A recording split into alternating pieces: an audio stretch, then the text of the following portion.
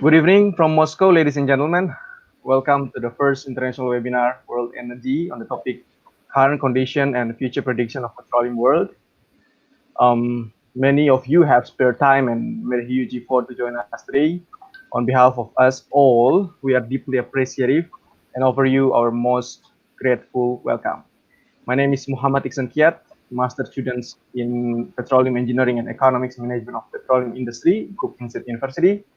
As the representative of Indonesian Petroleum Community, Russian and Eastern European chapter, I will lead the first session of the webinar for the first two speakers. And next session will be led by my colleague, Miss 𝗏𝗏𝗧𝗏𝗏. Hello.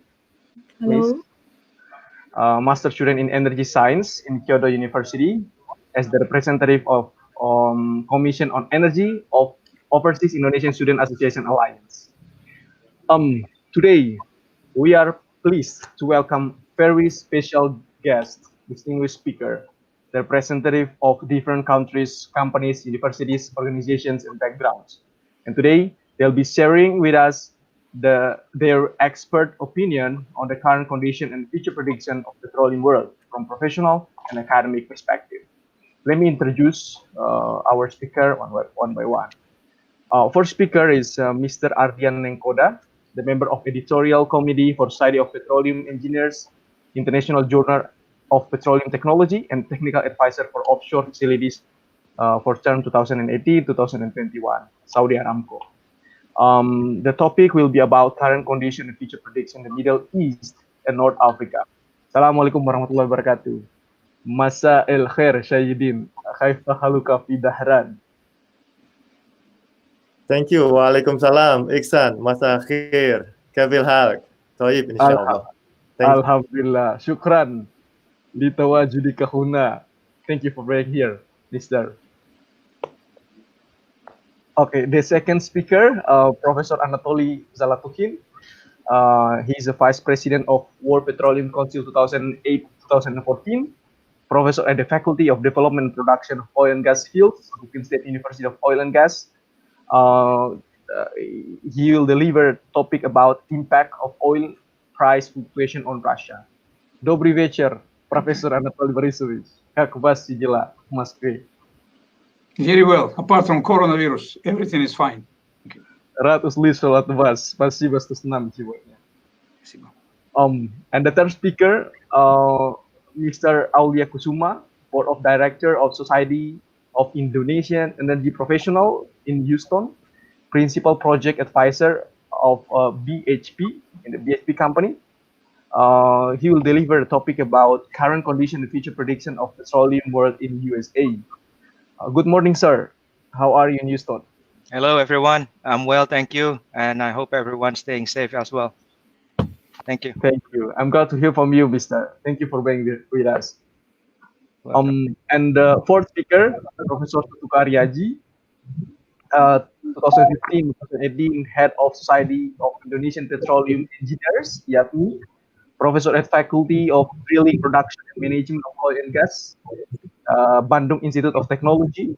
He will deliver a presentation about the new normal petroleum industry and education from the perspective of Indonesia. Selamat petang, Profesor. Bagaimana kabar di Bandung? Hi. Thank you very much for this opportunity, and I'm very glad to meet you all. Hope it will be helpful, meaningful for you. Thank you very much. Senang mendengar kabar baiknya. Terima kasih sudah bersama kami hari ini. For anyone around the world, we are so excited to have you all here participating in our first international webinar. Well, I'd like to inform you that first we will have a presentation from all speakers around 40 to around 60 to 80 minutes, 20 minutes per speakers. Only after that, we will open 30 minutes Q&A session. But during the presentation, you may directly leave the questions in the live comment below. We will definitely note some good question and deliver to the speaker directly. What might they say today is really valuable information. So please pay full attention, get a piece of paper, take a note. It really will be worth it. Prepare your question, and most important is enjoy the webinar. Well, dear audience, as we all know that COVID-19 and oil trade war become the main reason of oil price plunge below zero, minus 40, around minus $40 for the first time in unprecedented wipeout on Saturday, April 2020, based on Bloomberg. Several oil and gas giant projects have recently been postponed and threatened to die. The companies also started implementing cost optimization approach to running projects by applying digitalization and cutting unnecessary workforce. Besides, depletion of conventional petroleum reserve requires industry to set high standard for engineers. Furthermore, global tendency to energy transition due to climate change has stimulated the oil and gas company to make diversification. All these phenomena further narrow the job opportunity for petroleum students and petroleum students graduates today. On the other hand, a decade before, jobs in the petroleum industry remained highly promising. Hundreds of thousands of people around the world found their places in this industry. And what is actually happening now? Is the oil and gas industry still prospective? What qualities does petroleum engineer current generation need to prepare to answer future challenge? The three questions will be answered by our experts, our outstanding speakers today. With that, I'd like to ask you to give full attention to Mr. Ardian Nengkoda and help me in welcoming him to the stage. Mr. Ardian. Thank you very much, Iksan, and all of the organizing committee who arranged this event. So let me start my presentations. So basically, the aim of my presentation is to explain the current conditions and future prediction of oil industry, especially on the case of the Middle East and North Africa. So I will explain first about the global situation, because what happened within the Middle East and North Africa also a part of the global, impact or effect. So it is very important first to understand the global situations, and then what is the impact from the Middle East and North Africa side, and then we will see how the current situations and then what is the uncertainty will get involved. So my outline presentations will start with the background, the problem statement, and then also the objective of my presentations. And then I will explain more detail about global challenges, and then followed by Middle East and North Africa, especially on what is the impact of this COVID pandemic, and then what is the future will be. And then the fourth things that I would like to share is about the uncertainty of future demand. And then, of course, as mentioned by the committee, I would like to share, some takeaway for our students. So this is the outline that I would like to present to you for about 12 to 15 minutes. Next. So let us step back and then understanding the background. So first of all, prior to a COVID pandemic, basically around December, January, there is a phenomena where the demand of the oil are a little bit slowed down regardless the winter condition, because typically during winter globally, the demand of the oil quite increased. Because of the winter, people need to have a heating oil and so on and so on. So I will explain the what happened prior to the COVID. So after that, as we know that COVID-19 pandemic hit the world, hit a global country, and then there is some crisis currently ongoing around the globe. So no matter what, no matter country is, there is some impact on it. And then I will explain later on where there is an economic and social effect because of this pandemic. And then later on, as you can see together, around 2 weeks ago, there was an oil price collapse. So the WTI West Texas Index oil price, future price, are collapsed to around minus $35 per barrel. So it's quite very interesting, and then it's really hurt a lot of oil industry. So last thing that we can see is there is a new norm. There's a disruption after all. So people get home, people stay home to be safe, and then people work offsite rather than be physically in the office. So there is some something going on. There is some disruptions going on, and then I will share later on.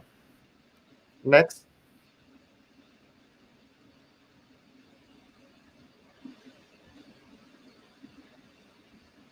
So this is the slide that I would like to share to you. Prior to COVID-19 pandemic, basically the what we faced so far, what we have seen as today, is not something new. So the oil price itself is like a cycle, so ups and down. The supply, demand itself is triggered by the price. So if the supply of the oil are less than the demand, typically the price is getting down. And then if the supply is quite constant and then the demand is high, then the oil price will increase. We have seen very clear that the oil price has reached more than $120 per barrel around 2012, 2013. So the oil price at that time is quite high. Then we have seen another cycle where the supply is really high, the volume is big enough compared with the demand, and then the oil price are declined. So basically what happened across the world at that time between 2010, 2011 is the oil are dominated by the production of the shale oil from the United States. So as you can see in your right graph, basically the blue line explains where the United States production is increased very sharp from about 5 million barrel per day to around more than 10, 12 a million barrel per day. So the driver of that sharp increase on the oil production from the United States are driving by the shale activities. So if you can see another side, the Saudi Arabia, the graph colored by yellow, the Saudi Arabia production is quite constant, quite stagnant, because there is a OPEC requirement that need to be met. And in other side, as you can see over here, Russia oil production is quite stagnant. There is some increase, less than 10%. But in comparative situations with United States is increased very sharp for the past 10 years. Next.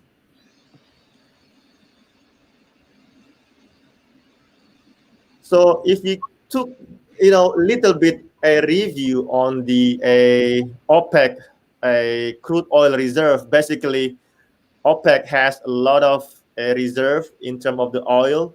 So around 80% of the current reserve are dominated by the member of OPEC, and then the rest of the 20% are non-OPEC. So as you can see over here, we have a feeling that basically OPEC members has a potential capabilities of reserve, and then they also have contributions to the oil productions. But don't forget that for the past 10 years, the United States are producing oil quite very sharp compared with the OPEC members. Next. So in this presentation, in this slide, I would like to share to you to understand more who sell crude oil and then to whom. So basically, Saudi Arabia, Russia, West Africa, and also Iraq, and also the rest of the Middle East, and including Canada, America, they supply the oil around the world, but only a certain country or area which is receive their crude oil export. So for instance, Saudi Arabia export some part of their crude oil to Europe, but dominated is to other Asia Pacific. And then, for example, Iraq also supplies some of their oil to Europe, and then the rest is to India. So this is just to give all of you a feeling how the crude oil exporter and then who is the importer of the crude oil itself. So on this graph, as you can see that China is quite very high in terms of the importing for their demand and filling the requirement of the country. Next. So let us take a look a little bit about the supply and demand of the crude oil. So the world productions are explained by this graph by the light blue color. So as you can see over here, around 2015, supply of the crude oil are higher than the demand itself, in terms of the comparisons. And then because of the high supply, there is a gap which is around 1 to 2 million barrel oil per day. And then of course, within the line of the 2015 to around 2018, there is a situation where the demand of the oil is increased higher than the supply. That's driving the crude oil price to around 100 or 120 US dollar per barrel. So of course, late in 2019, basically start from the end 2017, we can see very clearly that there is a demand quite stagnant, and then bang, suddenly in the end of the 2019, the demand, the world consumption are a little bit slow and decline. That mainly, just recently for almost 3 to 4 months is because of the COVID pandemic, where the people or where the industry are getting slowed down, people stay home, the industry is not having a lot of activities, and then this is the things where creating the low demand of the oil. And then of course, for about 3 weeks, 4 weeks ago, 2 weeks ago, we have seen very clearly that the oil price are declined very sharp for the WTI, and then also including the Brent price. So this is the supply and demand profile for the past 5 to 6 years, which is explaining that the world production of the oil are quite increased, while the world consumption are quite stagnant and then decline very sharp for the past 5 months. Next.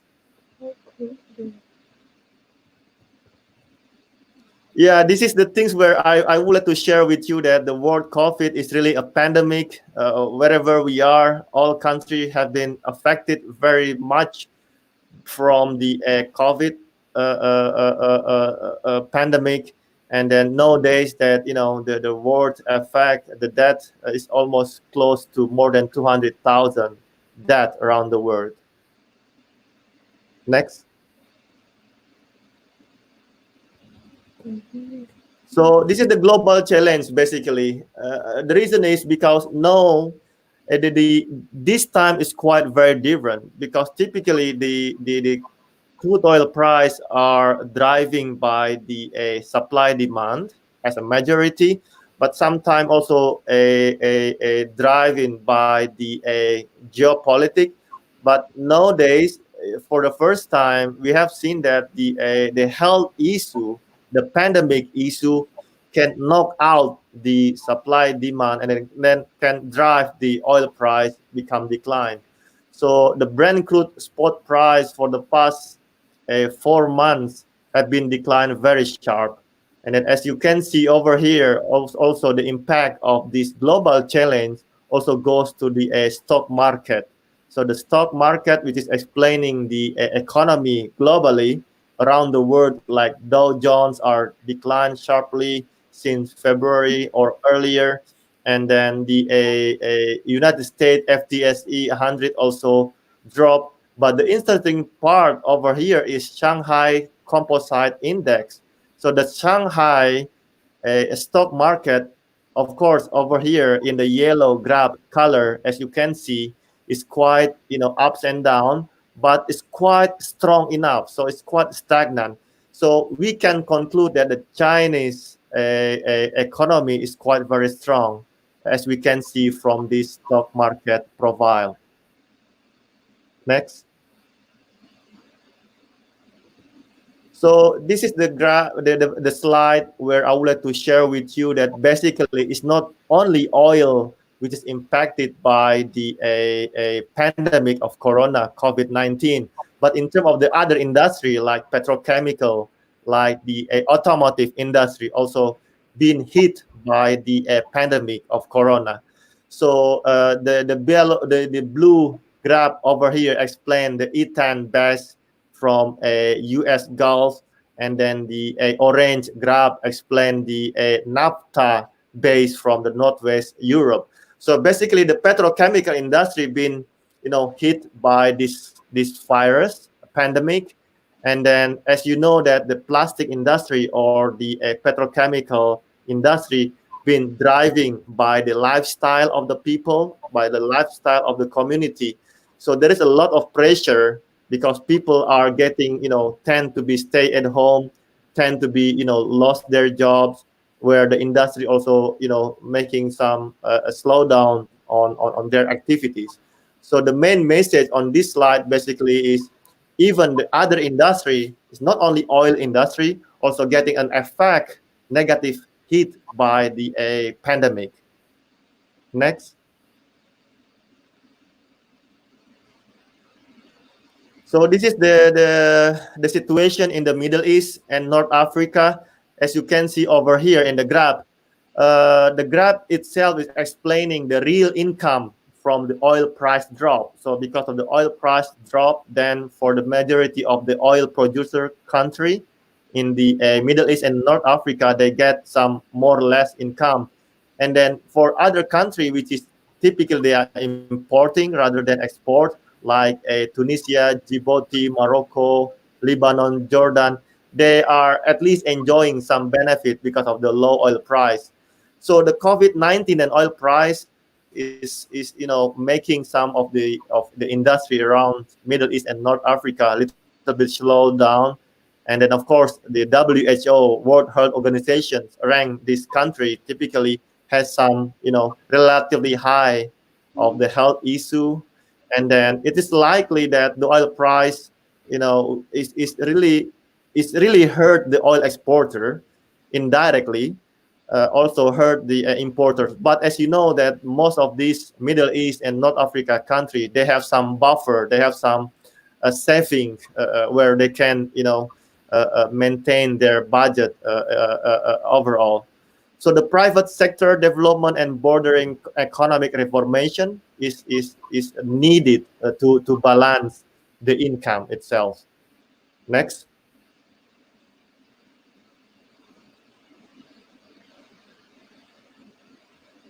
Yeah, so there is a three factor affecting the Middle East and North Africa country. First is the coronavirus, and then number two is declining the oil price, and then number three is the lower of the crude production.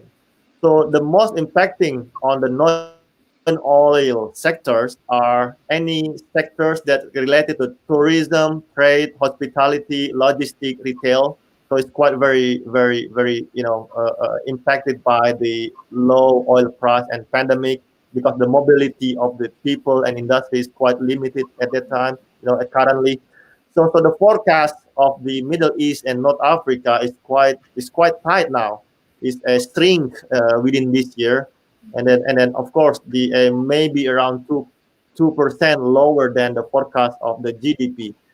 So this is the report that have been shared by the chief economist in Abu Dhabi and also at the Capital Economics about what is the impact of this pandemic and low oil price within the Middle East and North Africa country. Next.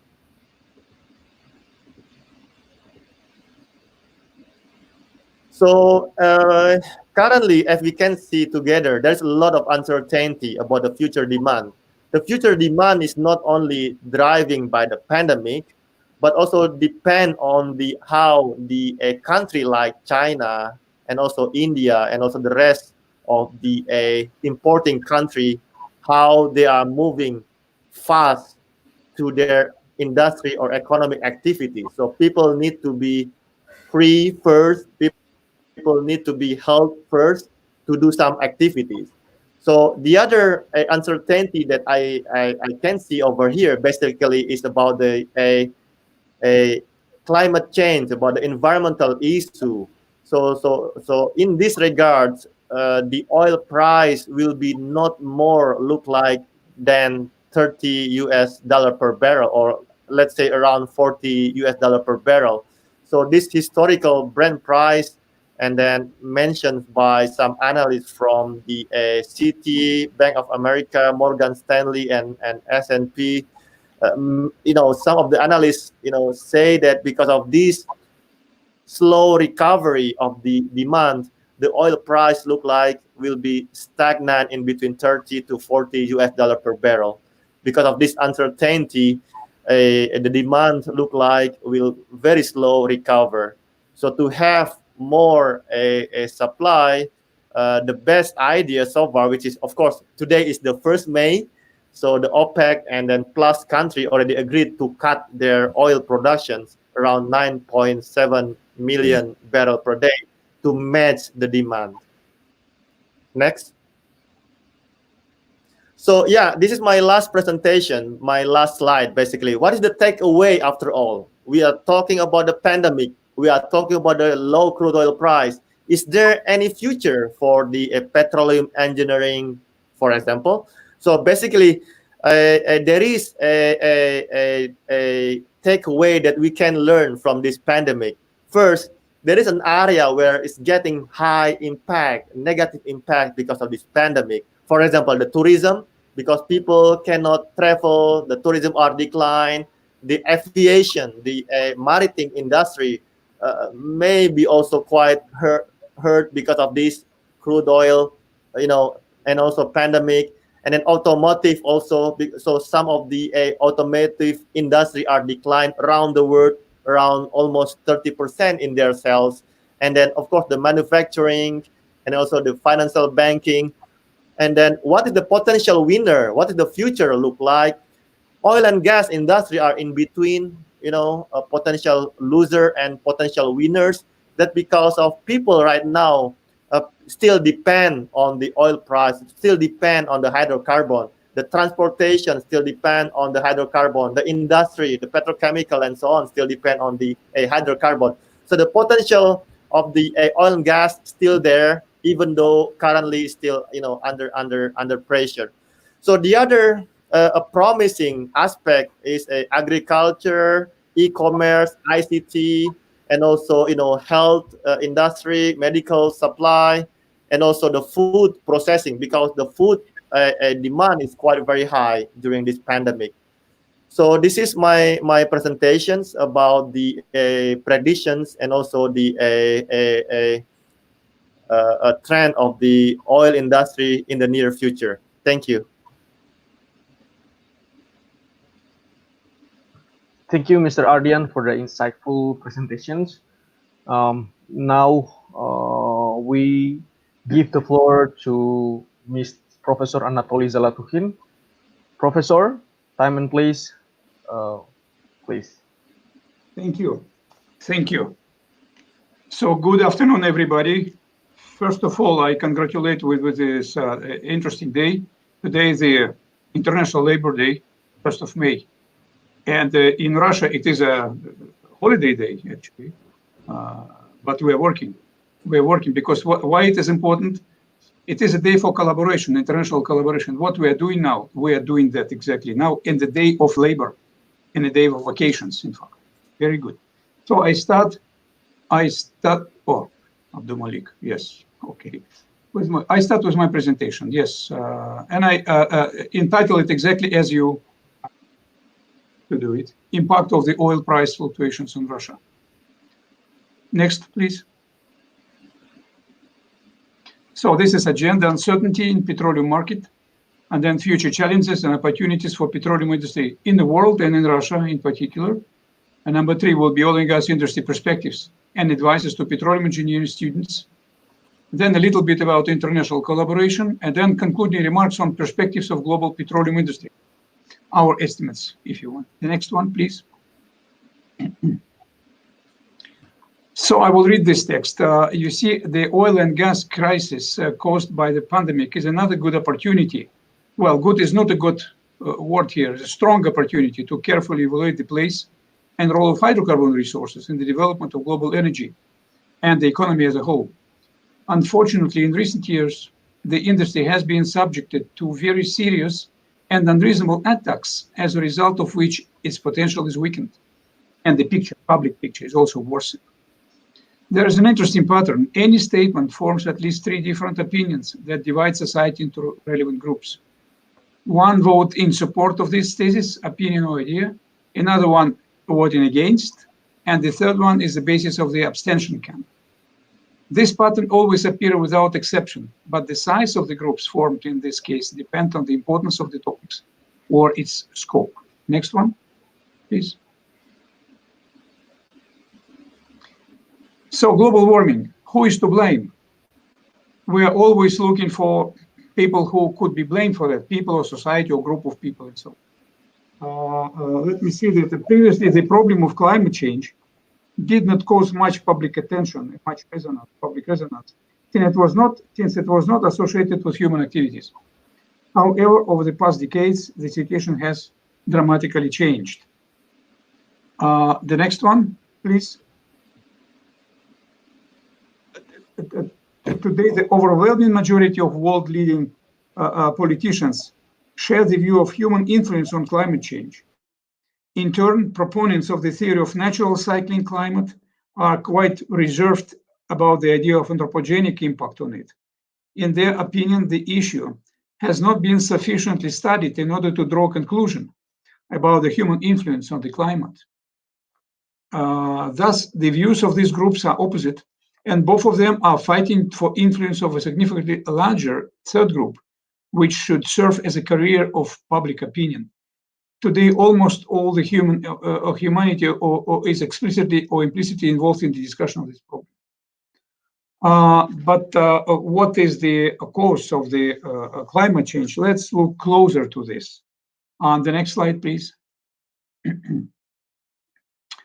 In the beginning of the 20th century, in fact, in 1920, the Serbian astrophysicist Milutin Milankovic, this name is not known by politicians or geopoliticians, formulated a theory according to which seasonal and latitudinal variations in solar radiation and the climate or temperature, if you want, affect the Earth differently and the different times and have the greatest impact on climate change on the planet. And this is a picture of a photo of Milankovic. The next one, please.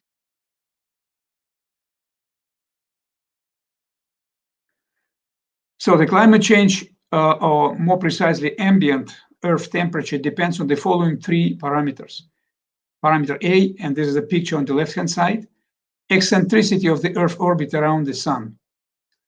And the second one is B in the center, the angle of inclination of the orbit, which is called tittle or titling.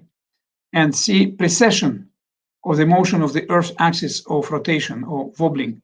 So these 3 effects have different cycles, periods. The first one, eccentricity, approximately 92,000 years, changing within 92,000 years, and then repeats again. Titling, 41,000 years approximately, and wobbling or precession, approximately 26,000 years. Putting together, they're making chaotic change in amount of solar heat facing or coming to Earth and making changes in planet, seasonal climate changes, so on. So that was proven by Milankovic in 1920s, 1940s, and then his theory became very popular among the scientists. But unfortunately, it is not known by public. So recently, the struggle for the minds of people has intensified significantly, and the group of supporters of anthropogenic influence gained a tangible victory in it. This is due to the fact that their theses are more understandable by most people, and the fears of politicians for their future make them indifferent to the climate problem. Today, the confrontation has so intensified that supporters of anthropogenic theory even express ideas about the prohibition of dissent and even about the criminal prosecution of heretics or those who supported non-anthropogenic climate change or natural climate change. So please, the next one, the next slide. Mobbing and even prosecuting supporters of the theory about the natural nature of climate change led to the fact that at the end of last year, in fact, in October, famous scientists, experts in the field of climatology, anthropology, and ecology signed a petition to the United Nations asking to organize international venue for the debate at which representatives for various points of view will be able to present their views on the issue of climate. And what they said in their letter or petition, there is no climate emergency in the world. Therefore, there is no reason for panic and anxiety. We strongly oppose the harmful and unrealistic zero carbon policy proposed by 2050. If more effective approach appear, and they certainly will, we will have enough time for reflection and adaptation. The goal for international politics should be to ensure reliable and affordable energy for any time and around the world. The efforts of declaration summarize. Okay. Impact of low oil prices multiplied manifold by COVID-19 create a huge uncertainty in forecasted energy future in general, in petroleum industry in particular. Public opinion is a powerful means of promoting various ideas in business and in public administration.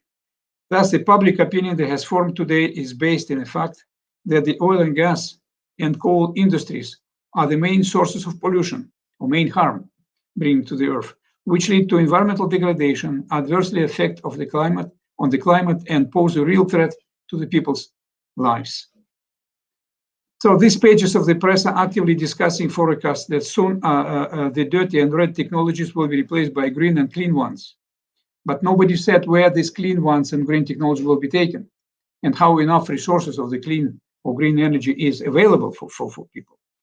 The pages of the press are, okay. Such strong public opinion means that oil and gas companies are trying to get rid of the world's oil and gas, even in their names. For example, instead of the previously used phrase oil and gas company, the expression energy or gas company is practiced today.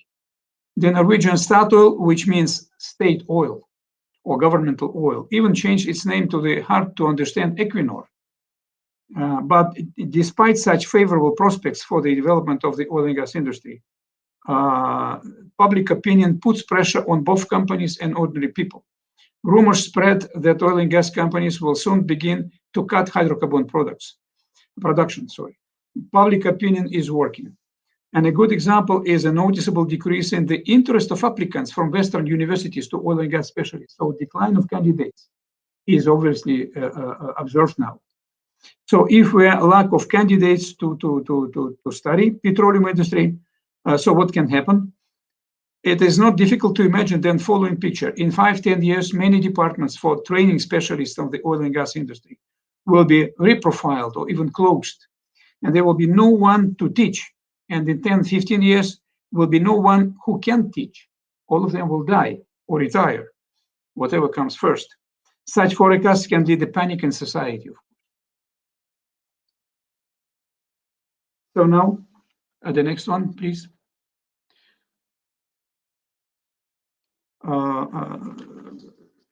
This is yes, uncertainty petroleum market. Yes, please. According to, I will talk about Russian strategy. So it also hit the Russian energy, but not so hard as we would anticipate it. According to the estimates of the Russian Federation Ministry of Natural Resources, the oil reserves of the Arctic, I will exemplify an Arctic development, amount to 7.3 billion tons of oil, 2.7 billion tons of condensate, and approximately 55 trillion cubic meters of gas. Altogether, we're talking about 65 billion tons of oil equivalent. And this is conventional resources. There's no shale gas involved or shale oil in these ones. They're coming in addition at the top. About 41% of the country's oil and gas resources are located on the shelf, and about 43.5% of the initial total resource of the Arctic zone are in the Yamal-Nenets Autonomous Okrug, a very small place, but very rich, probably one of the richest in the world. And so the forecast for production, oil will grow by 25% by 2030, and by 25% from today's nearly 550 million tons of oil equivalent by 2035. The share of gas, of natural gas in production should increase from 82.7% as of today to 92 by 2035. And LNG will just shut by 2030 to 73.5 million tons per annum, and by 2035 to 120. This is the fastest ever growth, which is planned by the Russian petroleum industry. Traffic along the Northern Sea route, which is very flexible for the Arctic development. By 2030, it will be 120 million ton. By 2035, up to 160. So that's very, very ambitious goals. The next one. So what are the development areas? This is the most of them are in the Russian northwestern part of Russia. This is Varanday and Kolguev oil centers, Yamal Peninsula and Gedan peninsulas, development of gas fields on the Gulf of Ob and Tazov rivers, development of Novoportsk oil and gas condensate resources, Bovanentovskaya gas condensate group, and raw materials deposits, formation of coal centers in base of the Pechora coal basin, and development of Norilsk industry region. The next one. And so this this picture shows us where these centers are. And this is Pechora basin. This is Kolguev Island. The next one. Yes, and then the next one. This is Yamal autonomous region. This is Gedan Peninsula. The next one. And this is the coal center. Yes, and this is Novoportovsk area. And this is Bovanenkovskaya gas field in the cluster. And this is a coal center, I'm sorry. Yeah, so this is, as you can see, and one more. So this is area of the first priority development in the years to come, something for the next 10 to 15 years in the Russian Federation. So Arctic got the primary attention of the state. The next slide, please. So this is a good example of Arctic exploration. As you see, many names with flags or with the state symbols are here. Mainly they are Norwegians, Icelandic people, Austro-Hungarian Empire, United Kingdom, and Russia, and Dutch people, and Hollands. So all together. So they were exploring Arctic together, working together, assigning together, making joint groups and so on. And the next one, please.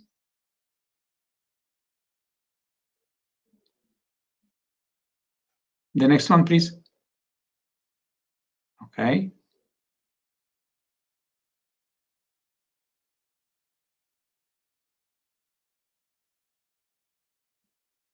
Yes, click one more, please.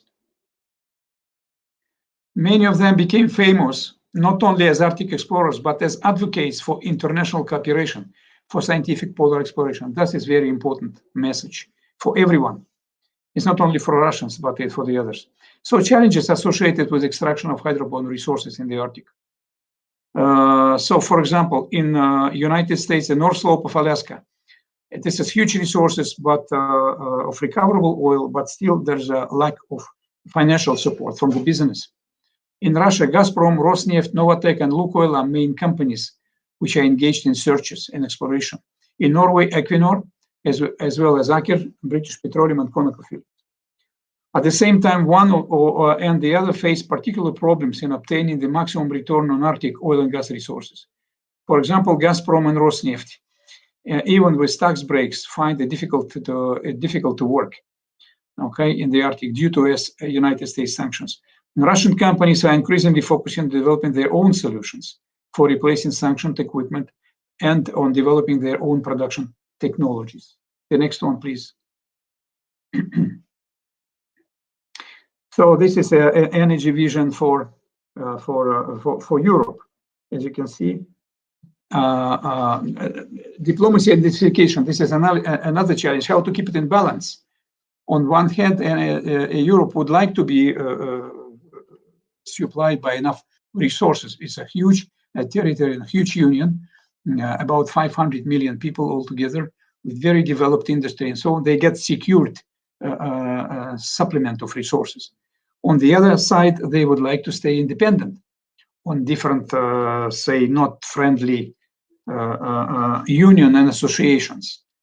But anyway, so this is a choice to get disseminated flow of energy from different sources and different kind of things. Oil, condensate, gas from the pipelines, and LNG from LNG carriers and so on, and from different countries, United States, European, and stuff like this. Let's compare the global energy consumption 19, so last year, and demand for 2000 project for 2040. So this is 2019 and 2040. As you can see, the total demand will increase by 50%. 50%. And what are the main areas or area type of resources which will be developed further on? It will be oil and it will be gas, definitely, by mostly. So oil and gas together will be something like 82% of the global consumption by 2040. And this is a forecast not from Russia, but it's international forecast from different companies. And it's interesting how LNG will be producing in 2019 and forecast for the future also. As you can see here, the shares of different countries. The leading one is today is Australia and Qatar. But in 2030, 73.5 million tons per annum will be from Russia. And then Russia will even increase it by 120 million tons by 2035, in 15 years from now. The next one, please. And this is a global map of the energy resources demand by the world of 2040. As you can see, most of the countries have demand less than 25% increase. This is light blue. But some of the countries would like to increase their demand by 25 to 50%. And this is in green, this is China. And then the purple countries, this increase in demand 50 to 100%. And then more than 100%. This is Africa and India. So this is a huge demand and where we get resources. And we will talk about it later on. Next one. So this is advice for petroleum engineer students. The next one. So it's very interesting to study in petroleum. As you can see, this is example of the Gubkin University. Yesterday, we got selection of candidates for the joint master programs together with Norwegian University. You see it's here. It just, we got excellent candidates who were answering our questions yesterday. This is another example. From 2020, we got 11 summer schools, international schools at Gubkin, at University of Stavanger, in Molde, in Tromsø, in different cities of Russia and Norway, and 7 winter schools. This is a picture from the Svalbard, Spitsbergen. As you can see, we are getting our school, but it's midnight time. So because it's polar night, as you can see in the window. Okay, the next one. Another example is the partner programs linked to the Gubkin University. This is university in Molde. The next one. The next one, this is a new joint master program in drilling between Gubkin and University of Leuven in Austria. As you can see, even the prime minister at that time, prime minister of Russia, Mr. Medvedev, is taking place in a 𝗏𝗏𝗧𝗘 to see how to drill. So international student conference, this is also the way to teach students to international behavior and to collaboration with international friends. Petroleum Games, very interesting thing. The next one. Participation in youth program at the 20th, 21st, 22nd World Petroleum Congress, as you can see it here. The next one, just examples. And this is the forum which was in St. Petersburg last year. The most successful, very big, very interesting. 1,200 participants from 65 countries participated. And this is in a way intermediate concluding remark. No. Wait. Yeah, okay. Yes, as you see, this is also a call cooperation here. The next one. Cooperation of national governments, international academic schools, industrial and research institutes provides the basis for training specialists for modern industry. This is very important to understand, not only by universities and by countries, but the companies as well. So the next one. So how important and interesting is our future job? Computerization of science and research, artificial intellect, fields of the future, machine learning, deep learning, and the other things, computerizing science, digitization or digitalization of the fields. Very interesting things, very interesting things. The next one. So you see, this is apologizes from the British Petroleum forecast, which was issued last year, and they corrected it. They said we were mistaken, and probably the peak of oil will not be reached in 2040, but it will go beyond that. And we are pretty sure that it will go beyond today. The next one. So that means that we have opportunity for our future job. Yes, this one is okay. So you see, this is our estimates for the recoverable oil. If we use conventional oil technology, then we can produce approximately. If you show it, I click once more. This is reserves. We can produce approximately 25% of that, or 200, a little bit more than 200 million tons of oil equivalent. If we use innovative technologies, we can produce 340, with already oil recovery factor 43%. And we use, if we use innovative technologies like digitalization and nanorobotics and integrated operations approach and so on, we can produce up to 55% of oil in place, or 142 million tons of oil equivalent. Okay, the next one. So that together will continue the age of prolific petroleum industry for 90 plus years. The next one. So if we add to that Bazhenian strata, which is in West Siberia, with amount of oil in place, approximately 2 trillion tons of oil equivalent, 2 trillion, which is nearly 10 times more than what we have as P90 globally. So it will give us another 180 years of good production. And we add here shale oil and oil shales and shale gas hydrates as a new source of energy. We're coming to the duration of production comparable to 1,000 years. And even another hypothesis is in place now. Petroleum is a renewable source. So if it is, then we can produce as long as we want to. Okay, and the next one. As you see, this is the future for hydrocarbon resources is bright and orange. So the next one. Thank you very much.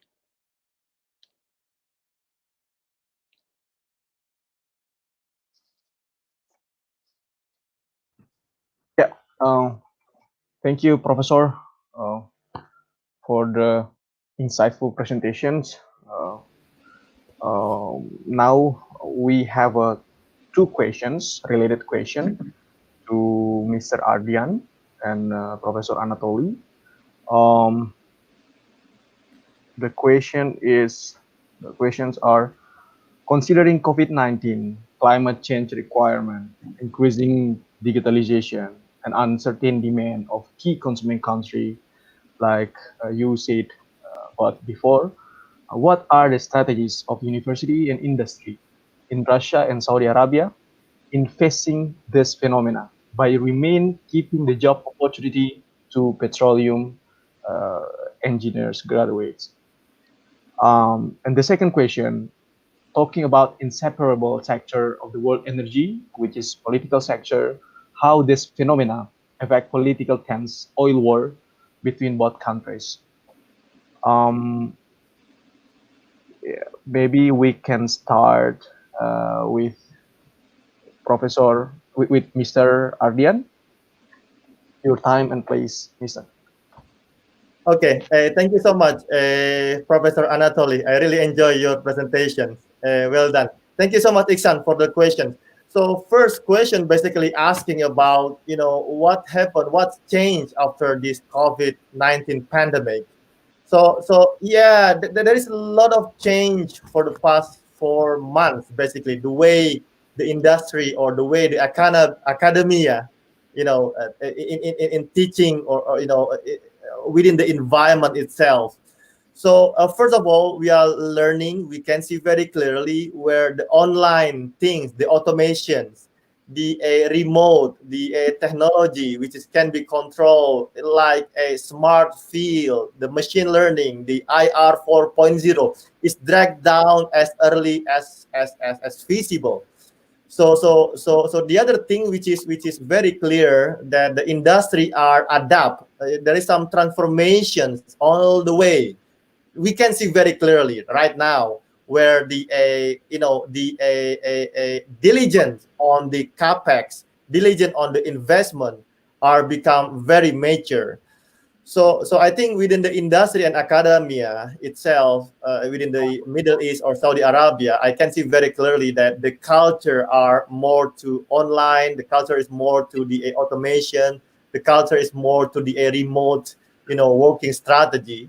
And then from the industry side, the industry is learning how to maintain the capex, the mega project, how to manage the existing productions, and then how to maintain and improve the safety and health culture within the pandemic. That's what I can see very clear. Number two, the question is about the what kind of the dynamic politics later on because of this situation of the pandemic. I can see very clearly actually within the OPEC and the non-OPEC country, or we can say OPEC plus within the OPEC and Russia, there is a collaboration to reduce the gaps between the oil supply and the consumption and the demand to be as near as close to maintain and increase a little bit the oil price to make win-win for the oil producer and the oil importer. So I think that was the for the first time. I hope that there will be a lot of cooperations in terms of the uncertainty. The politics can be controlled very well to meet the demand, because the demand currently is not there yet because of this pandemic impact. But as mentioned by Professor Anatoly, I fully agree that the demand of the oil or the energy or the hydrocarbon will be there. But because of this uncertainty, we do not know what will expect, right? Maybe within 10 months it will recover again. Maybe within 15 months, no one knows. So I do believe that the oil industry in the future, let's say 10 or 5 years, is still bright. Thank you. Thank you. Thank you. I very much agree with Ardian comments on this. But I could add, we do not study. Oh my God, please, God. What? No, please. Please continue, right? I can continue. Can I? Hello? Thank you, Mr. Ardian, for the answer. Now, please turn off Professor Anatoly. Time and place. Thank you. Thank you. So I'm from the Gulbenkian University, and the Gulbenkian is a technical university of oil and gas. So we do not study COVID-19, unfortunately, maybe fortunately, but still we are studying, artificial neural network systems, and we use it. And we run this artificial neural network system to see what are the prognosis for the COVID development. If it's unrestricted development of the COVID virus, then, we run it in the middle of March. Then by 19th of April, we all should be dead. We are still alive, you see. So precautions are taken by different countries. Measures still get an effect, although it's a lot of people who already passed away or who are sick because of this pandemic disease, unfortunately. But that people in World Organization, medical organization, health organization is working with this. and ministries and energies and institutions are working on that. But still, we don't know what is the best medicine against the virus. That's why we're sitting at home and making this, meetings kind of in a virtual reality. Okay, but there's also benefits for this. Definitely. So the future, I think, in the short term, so everything will be hit by COVID. In a short term, I mean half a year, 1 year, maybe 2 years, and so on. But then gradually, because we're human beings, and we would like to have a good life. So we'd like to eat what we want to, not we had to, I mean, in our kitchen, no, but we would like to travel. It's not only to discuss things and so on, and just, to make good gestures to each other via the screen, but we would like to shake hands, and really to shake hands, and kiss nice women in a cheek, not through the screen, because it doesn't work. Okay, so we like the nature, not to see how the other people swim in the sea, but to swim it by itself, to go for fishing, and to go for restaurants and so on, to have a good time, to go for conferences and discuss things in person, not by only virtual realities things. So I think it will come back, but it will hurt a lot. Yesterday, I heard one of the forecasts, approximately 1.5, to think about it, 1.5 billion people will lose their jobs. Out of 7.5 billion, 1.5, this is something like 15 to 20% of people will lose their jobs. It's not a long-term lose, but still, someone's supposed to donate money to help them. Otherwise, it could be disastrous things. And definitely, petroleum energy will come back. Definitely, because there is no replacement, immediate replacement of that. We got a study in Arkhangelsk area, so a couple of years ago. It's interesting, in the University of Arkhangelsk, how much of alternative resources could replace the petroleum in the area, in Arkhangelsk region. And we came to a very surprising answer. In a long-term forecast, up to 20-25% of petroleum can be replaced by all sorts of alternative energies. What about the rest 80 or 75%? Petroleum, do you like it or not? I do like it, because I do believe in the bright future of petroleum. So this is the answer of my to the first question. The second will be very short. I remember this political tense and so on. I mean, this, of course, this is awful thing what happens with COVID and so on, but this is excellent example showing to us that only in collaboration society can survive, and survive in a decent way. We have to collaborate. We have to learn how to collaborate. Where's United Nations now? Nowhere. We cannot see it. You're just sitting at home doing nothing.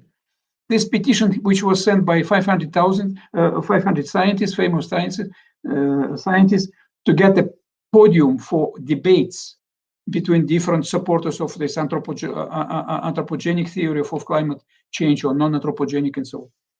Where is that petition? It was sent by 22nd of October, 2019. Half a year passed, even more than half a year passed. There's no response for this. So very inactive. They don't know what to say. And this is not a true thing. It should be a leader uniting us. You know that 6 years ago, I mean, I participated in that. It was a United Nations produced a very interesting framework classification of petroleum resources.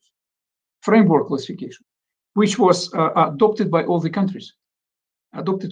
So it allows you to map your own resources to the global resource base and back, from the global resource to your own country. And today it's replenished already, not only by petroleum, but nuclear energy, by wind energy, by solar energy, and so on. So this framework classification is adding on. So that was very good job done by United Nations and experts from different industries, representatives, institutions, universities, and so on. So they should continue with such things. How to collaborate different industries, in fact, not only in the paper, but in fact, how to do it. It should be a structural organization with planning and so on and so forth. Not to compete, well, to a certain extent to compete, of course, but to collaborate is much more important. Then we will avoid definitely tenses and wars also, because that is very important, very dangerous. Thank you. Thank you for answer, Professor. I couldn't agree more with, but but answers. And let me conclude that the important things in this crisis, in this dynamic development of technology and dynamic change in political tense and etc., is the collaboration. So we need to be prepared to be more agile, flexible, adaptive, and open to collaboration towards the new normal of the world conditions, especially in the energy world, energy sector. Thank you for the answer one more time. And now I have to give the turn to the next moderator that will be leading the second sessions of our webinar, Mrs. Nur, your time and place.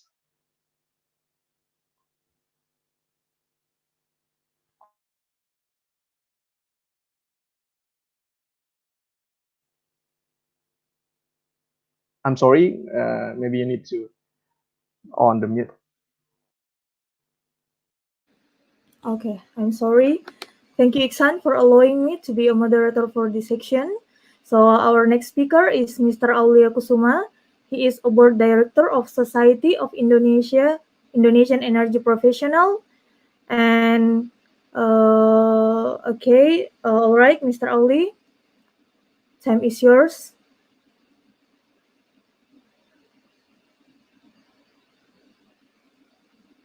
Okay, while waiting for the... Hey, everyone. Hope all is well with you. Thank you, Nur Hafina and Mr. Anatoly and Ardian. It was indeed a very interesting presentation, and I learned so much on that one. Thanks. So today, I believe we're going to talk more about the current condition and future prediction of petroleum world, specifically in the US. So before I start my presentation, I would like to kind of inform to everyone that today is the first day of the phase 1 US or Texas reopening for the business. It's showing the a good indication, basically starting from the business owners, home industries. You know, they're planning their activities already. And you know, a couple of days ago, I noticed that the WTI brand started to picking up. And of course, oil and gas stock is also rebounding, not to the level that we wanted yet, but it's showing the indicative positive climb up later on. So all is good. Hopefully, COVID just stay away as long as they could from this community. Presentation. Next one. Next one. Next one. Next one. Yeah, this is a disclaimer, basically. Disclaimer saying that my presentation in here is for the educational purposes, and where I got all this information from a market intelligence and various public information, including the discussion with our colleague and community of practice in Houston area, with my personal opinion. Next one, please. So before we talk about where we at now, of course, we need to understand the journey. And then the previous speakers has already brought up about, you know, when the COVID started. So I don't want to repeat it again, but I just want to highlight in here that, yes, beginning of the years, the brand was starting as a 61 US dollar, if you remember that.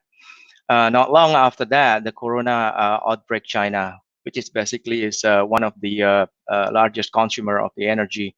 And that's hurt the oil price, bringing down from a 60 to 50 dollar per barrel Brent.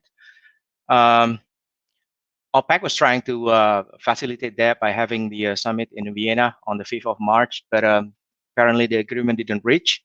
Long story short, the oil price fell down from you know, what is supposed to be 50 going to $30.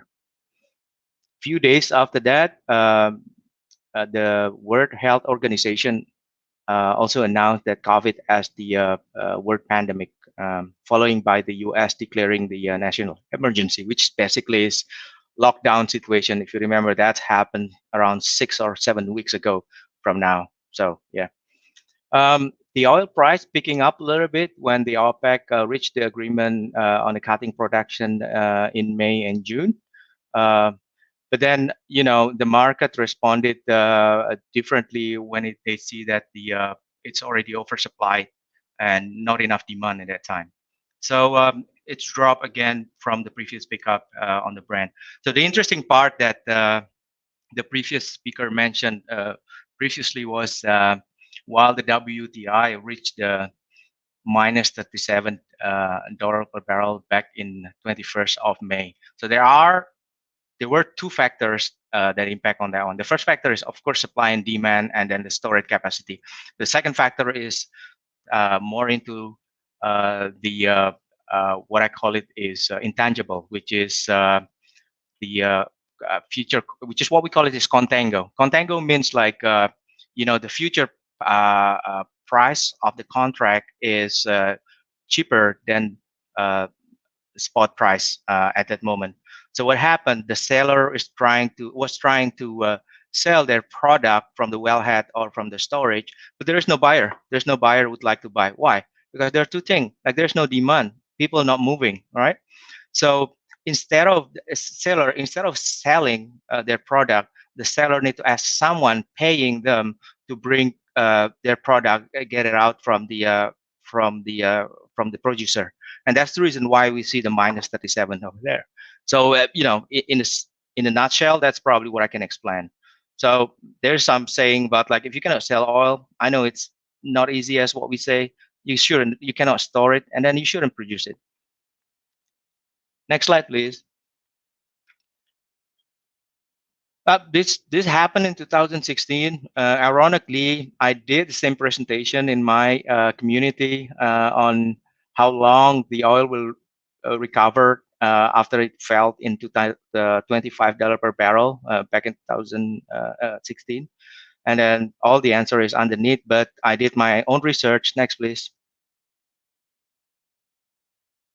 It took us around 26 months.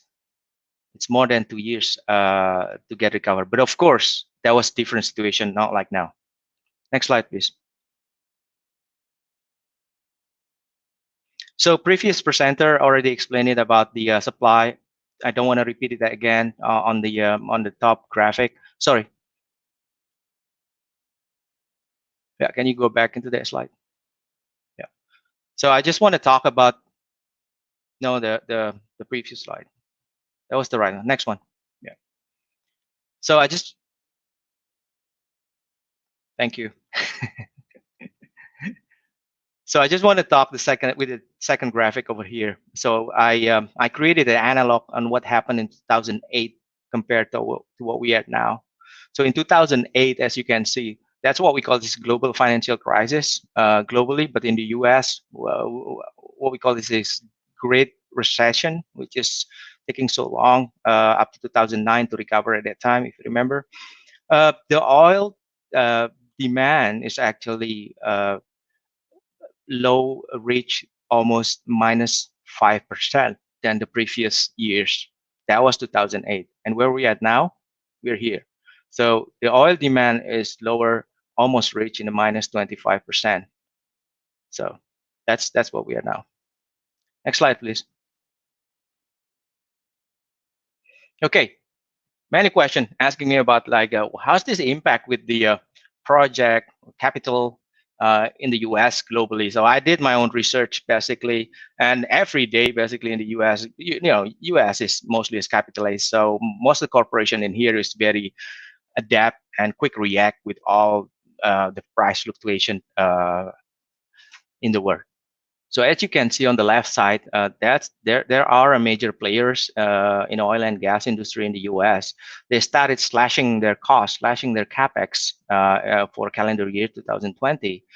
From the unconventional or from the conventional project itself. What's the impact then? The impact will be on the equipment utilization. We just lean into the rig count rate in the U.S. itself. So if I can make an emphasis in here just for comparable purposes, is in 2019, we almost had like 900 rig count operated in the US. So if we are lucky into 2020 through the year, we might be able to work on the around 380 or up 400 rig rate, and then gradually will come up depending how soon the remedy or the speedy recovery from the COVID-19 itself. Next slide, please.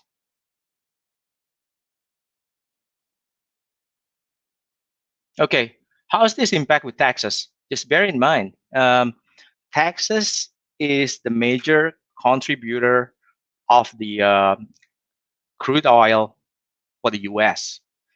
Taxes contribution in 2016 was around 43% of the US supply capacity. So it's around 5 million barrel per day in Texas itself, right? So just for a comparison in here, if the Texas stood alone become a country, then it will be the fourth largest oil producer in the country. And again, for comparison with Indonesia, on a daily basis, it's probably 7 times than the Indonesian production on a daily basis itself. So the impact is, of course, previous speaker mentioned, or the moderator mentioned about the unemployment and layoff, what we call it, right? So for the last 5 weeks, it's pretty sad that for the last 5 weeks, on the weekly average, we can see that there are around 2,000 people affected due to this fluctuation of the oil and gas price. Survey say that the workforce in Texas itself related to oil and gas is around 360,000, which is 40% of the U.S. capacity. Last 5 weeks, cumulatively, it's around 7,000 workers has been laid off or lost their job, right? And most of them are here in Houston, where I live. So again, depending on how soon the current market will recover, it is estimated that with the normal pace, it is estimated probably by the end of this year is going to be like more cut going through the oil energy industry, estimated around 50,000. But hey, it all depends on the how we can get back and remedy of the situation. Next slide, please. All right. So it is interesting point. Why is it this interesting point in here? Because before we touch base on the policy in the U.S., we need to understand first what exactly the U.S. policy and how they operate in U.S. for oil and gas. So in a nutshell, U.S. operate based on the free market principles. And what's that free market principle means? That means that each individual state has their power regulated or power on regulation to the each producer on the permitting, on the taxation, on the citation, and for example, on the flaring. While the federal itself will be more focused on the health, safety, and environmental regulation. Therefore, a few weeks back, you could see that the RRC, Railroad Commission from Texas, they reach out directly to the OPEC, not going through the federal bureaucrat. So rather than explaining the policy, I would like to give an example of the policy itself, because this is what has been happening in Texas. So a few weeks back, around 25 meat, or small to meat producer, they met with the committee, or what you call it, RRC, right? The agency committee. Basically, what they're asking is to authorize or to use their authorization, the committee authorization for the proration. Proration means is basically is production limitation or production cut. They're asking about 20% of the production cut. While people's asking why you're asking for production cut. Well, for other people, they just want to do a free market, because the small and the mid cap company, they'll be struggling to compete with the other company, the major company, with this oil price fluctuation. if without the government involvement itself, it will impact directly to those small to mid producer by saying, asking for financial aid from the government, or the worst scenario, they will file Chapter 11, which is bankruptcy, right? That's what happened. But some other producer, they would like to stay as is, as a free market. They don't want a government to get involved. No, we never ask government to interfere in with our production. So why you even start it now? That's basically what they said. So there are some pro and against the proration at this moment. That's what's happening. There are 3 commissioners sit, and each commissioner need to vote whether they're pro or whether they're against the proration. So talking about short term, I don't see we're going anywhere with the short term. Why? Because we're going to stay as is in the US. It's just basically survival of the fittest. The market will dictate it, how the operator or the producer will change their strategy or talk one to each other, for example, on the merger and acquisition. So in the mid, if the proration appears to be approved from the state, then the state, it's not easy in the US, and then the state need to make that become the law, and the law may become the bill. And when the bill comes, then the state legislator and the federal Congress need to approve it. It takes more than 150 days to do that. So I would call it that's midterm if that happened, right? So the long term, US has always been a free market, and that's the reason why there are so many investors in here, and they like to come to the US, and then they produce their oil in here, because that's why it is. So I don't see that they going anywhere from the free market. So US is still staying in the free market. Next one, please. I did some of my research and analysis. So we talk about what has happened and what was the impact with the US and Texas. So I did some research, basically, which is the good news in here. Well, everything is good news, right? On the break-even of the project tab. I'm not going to read through this graph, but basically, this graph saying as the cost to develop the project currently is much cheaper compared to 2014 and 2015. Why? Because the technology is getting smarter. The engineering discipline is more thorough. The execution is more effective. The contract procurement is more efficient. So the good news in here is, there is still room to breathe for the investor, basically, to invest in the US. If they are looking for the rate of return around 15 to 20%, this is the place, and this is where to start it. So even with the oil around 30 or 40 per barrel, you still be able to make that money, depending what you're going to develop. Next one, please.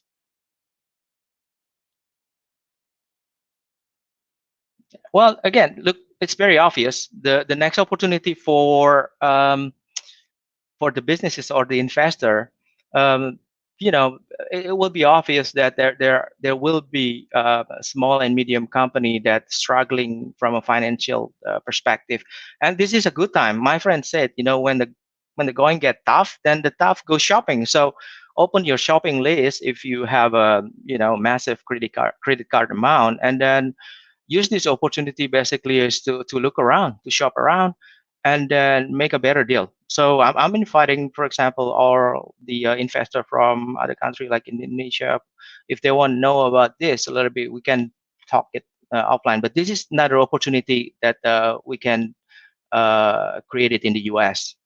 It's an investment. I've seen that some of the government, the Indonesia, they have already started it, but you need to get more active and then more thorough on what you're doing. Next slide, please. Again, my personal research from various data point, how long this oil will bounce back into what we call it is healthy situation, around $50 to $60 from the previous experience. It's different. It is different risks from what we had in 2016. So I would assume it will take at least 36 months for us to rebound again to $60. Now if everything going back as normal in the normal mode, of course, not in the slow mode. Next one, please. All right. So attractiveness for the petroleum engineer. So I purely snapshot this from the SPE. So I don't want to go through in detail about the number itself, but I guess what I like to emphasize in here. So don't worry about the current condition, because the reward is still there. The petroleum engineer related skill, not only in the US, in any country, they're still the highest pay among the other discipline. That's one thing. Okay. The second one, as you can see, the bottom graphic with the circle, there's no doubt that people is coming to the US, get recruited in the US, and then they would like to stay in here. So the survey said that the US is still the highest paid job for the petroleum engineer compared to other countries. So again, I think it's the effort and the reward is offset one to each other. So I just wanted to kind of give some encouragement to everyone that, hey, look, the opportunity is still there. Next one, please.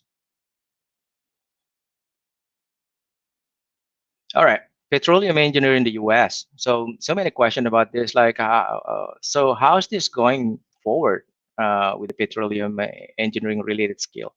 So on the left side, top left side corner, you could see the demographic of college or university that has a major in the petroleum engineering in the US.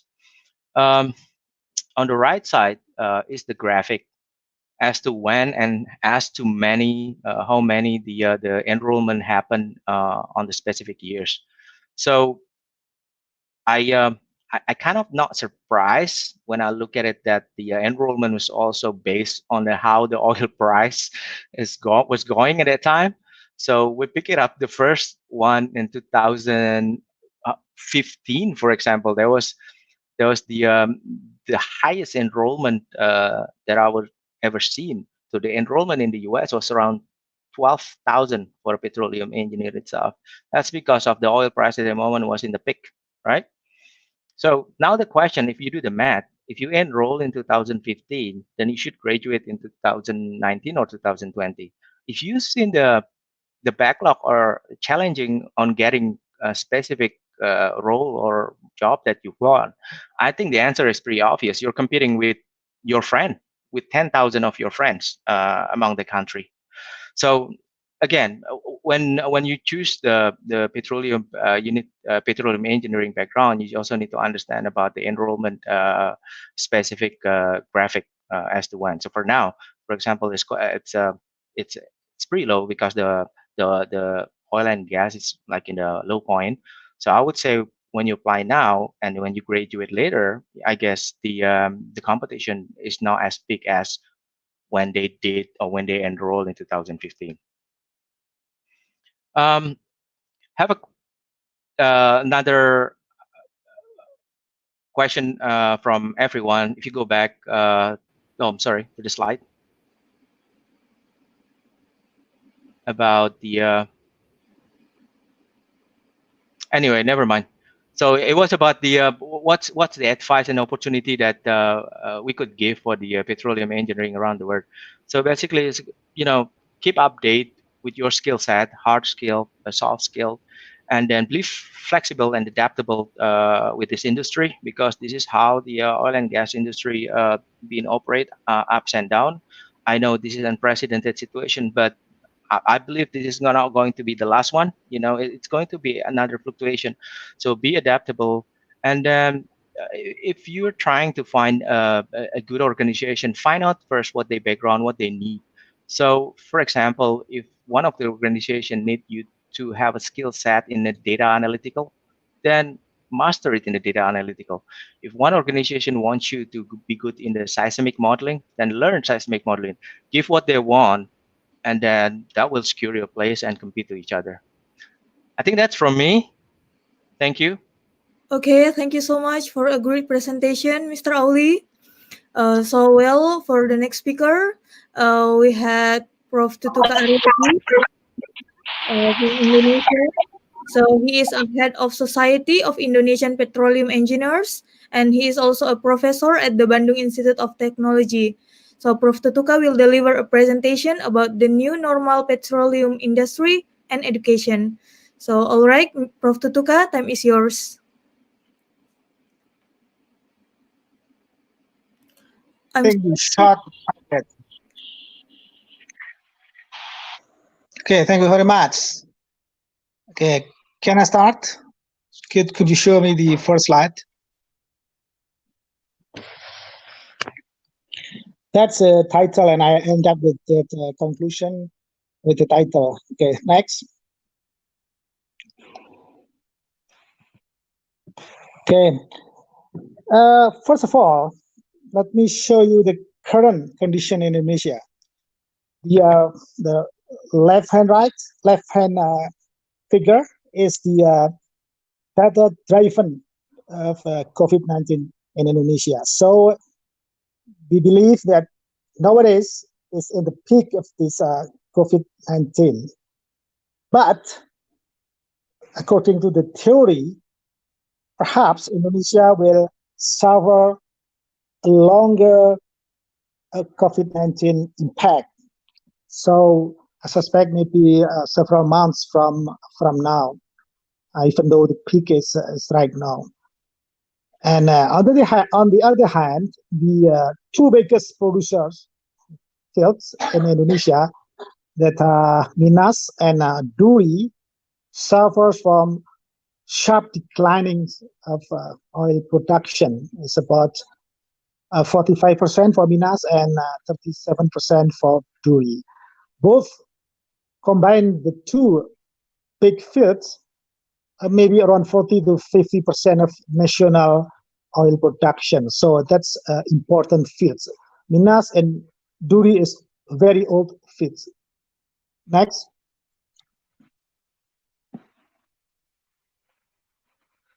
Now this is the production and consumption balance. So the gap never narrower.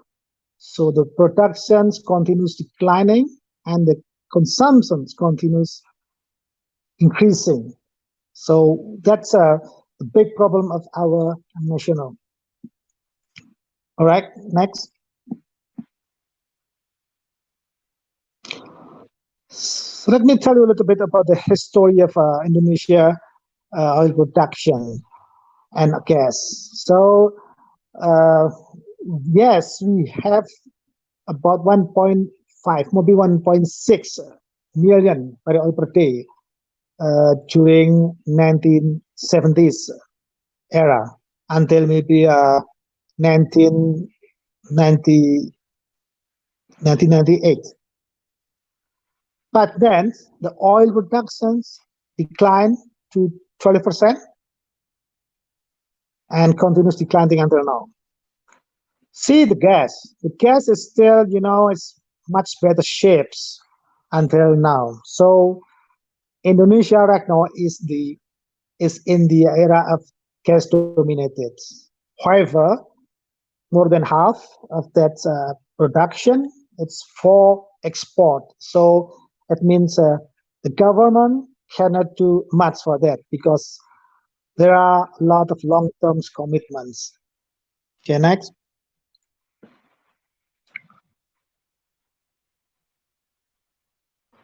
Okay, this is the current on-stream projects, the 2020. So what we see here, there is a Marrakesh field that we will see next, and the next starts will be delayed of this project will be delayed. And the total projects for this year is about, I think it's 12, but the current is only 4 projects that has been completed and undergoing. So so far to go, and the investments only 3%. So again, it's a lot work to do to continue these projects. Next. And you will see some of the projects that will be delayed because of this low oil price and the COVID-19. So the current progress, the first quarter of this year, the train developments is about 19 and workover 20 and well services about 25%. This number is from 𝐾𝐚𝐿. It is the special task force for upstream regulatory. And the biggest production field in Indonesia, that is the Banyu Urip. It's the plant shutdown will be delayed, and also the Tangguh, the workover maintenance in CPI, between China, LCS, and etc. And then the plug abandon, ConocoPhillips and ConocoPhillips wells, and then the drilling and workover, the surface and Malacca Straits, and also Marrakesh. So many activities in the oil industries and oil fields will be delayed. Especially because of that, the government revenue will be drops from 32 billion USD to 19 billion US dollars. So it's about 30% of decreasing that revenue. All right, next. So this is Indonesia, but I will translate in English. So meaning that national strategic projects. So we have here, it's the IDD. It's that was belong to Chevron, and then Tangguh belongs to BP, and then Jambaran Tiong Biru is under Pertamina, and also Inpex and Masela. Its Inpex is a huge gas production will be on stream the next several years, and Jambaran Tiong Biru supposed to be this year, but maybe will be postponed until next year. And the Tangguh is I think is the one that has produced for several years. It's the biggest producer of gas in Indonesia. And the total investment is about $37.21 billion. So it's a big number for us. Next. So that delayed projects is about $37.21 billion. Should contribute 65,000 barrel oil per day and 3.4 billion standard coffee feet per day. Okay. So that's as mentioned before, that's Tangguh 10-3 on stream supposed to be Q3 of next year, postponed to Q4 next year. So that will cause maybe I think not easy problem, because 10,000 manpower not coming back to Papua, where is the Tangguh location, fifth Tangguh location. And then the Jambaran Tiong Biru is Pertamina feeds, supposed to be on stream on the Q3 also, and so will be postponed. So Masela on stream in 2027, and then IDD as well. So Indonesia will suffer this delayed project. Next.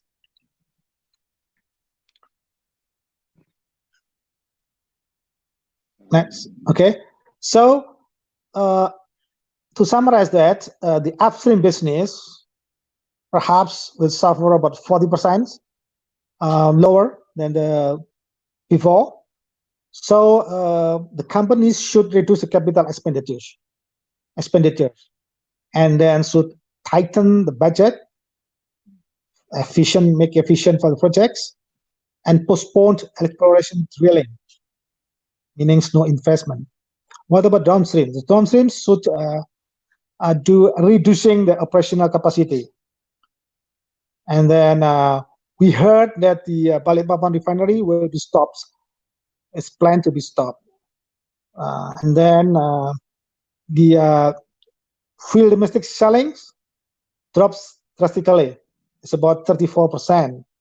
And especially for the aviation fuel, it's about 60% drops from January, just from January to February. On the other hand, Indonesia has opportunity to export the aviation fuel. Okay, next.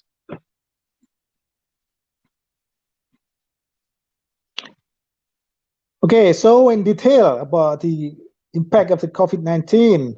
First of all, we know that the transportation material from the ports will be, is not be easy to import these materials, because the employees are not there, so and so on, and then the operation and maintenance also will be impacted from now until several months, and then staff mobilization, of course, because of this condition, and the engineering and construction, and then manpower productivity.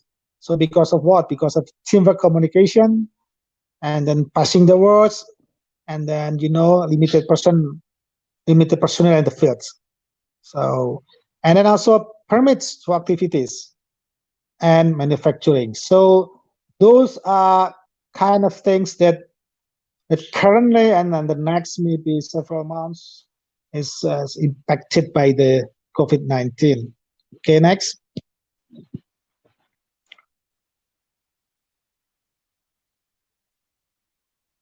Next. Okay, so we see from the short term, I think a company will start to lay off the employees. That's because not many jobs, not many activities in the oil industries. And then in the middle term, this COVID-19 and low oil prices will impact the investments. So the investment will decrease, and then the production declines more severely.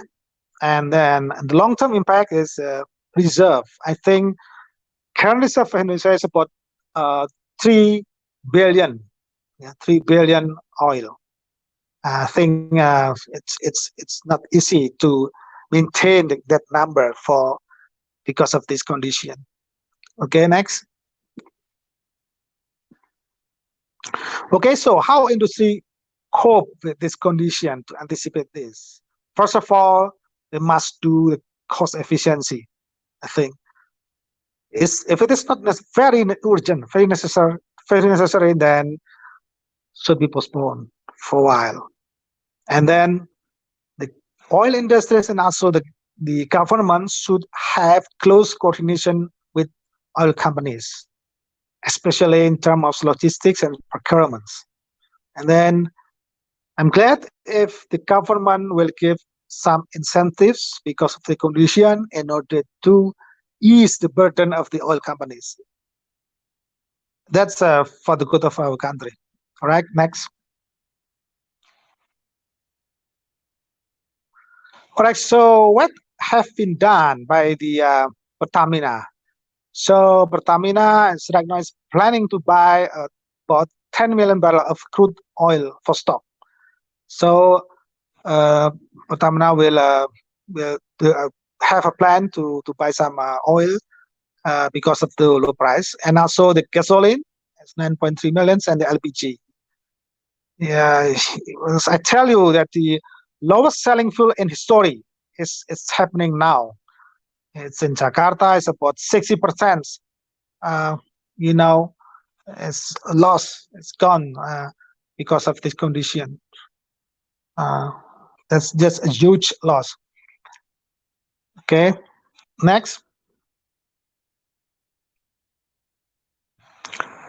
Okay, so I still believe in this statement that the technology is the key. So we have to find a low-cost and environmental friendly technologies. First of all, most of Indonesia oil fields are major fields. About 80% of the production of Indonesia from major fields. Oh, it's we have to take a look in detail per reservoir. So I think we need to try to implement the enhanced oil recovery path EOR methods that have low cost and environmental friendly chemicals, for instance. Or this is the technology from Russia. hydroseismic technology. I went to Moscow in two times in 2005 and 2000, forgot, but 2 times there, and I met Dr. Barabanov and also Professor Alukin and discuss about this. So we should take a look at this technology again, and also the microbial AOR that if I dig in the literature can be used at the condition of a very low oil price.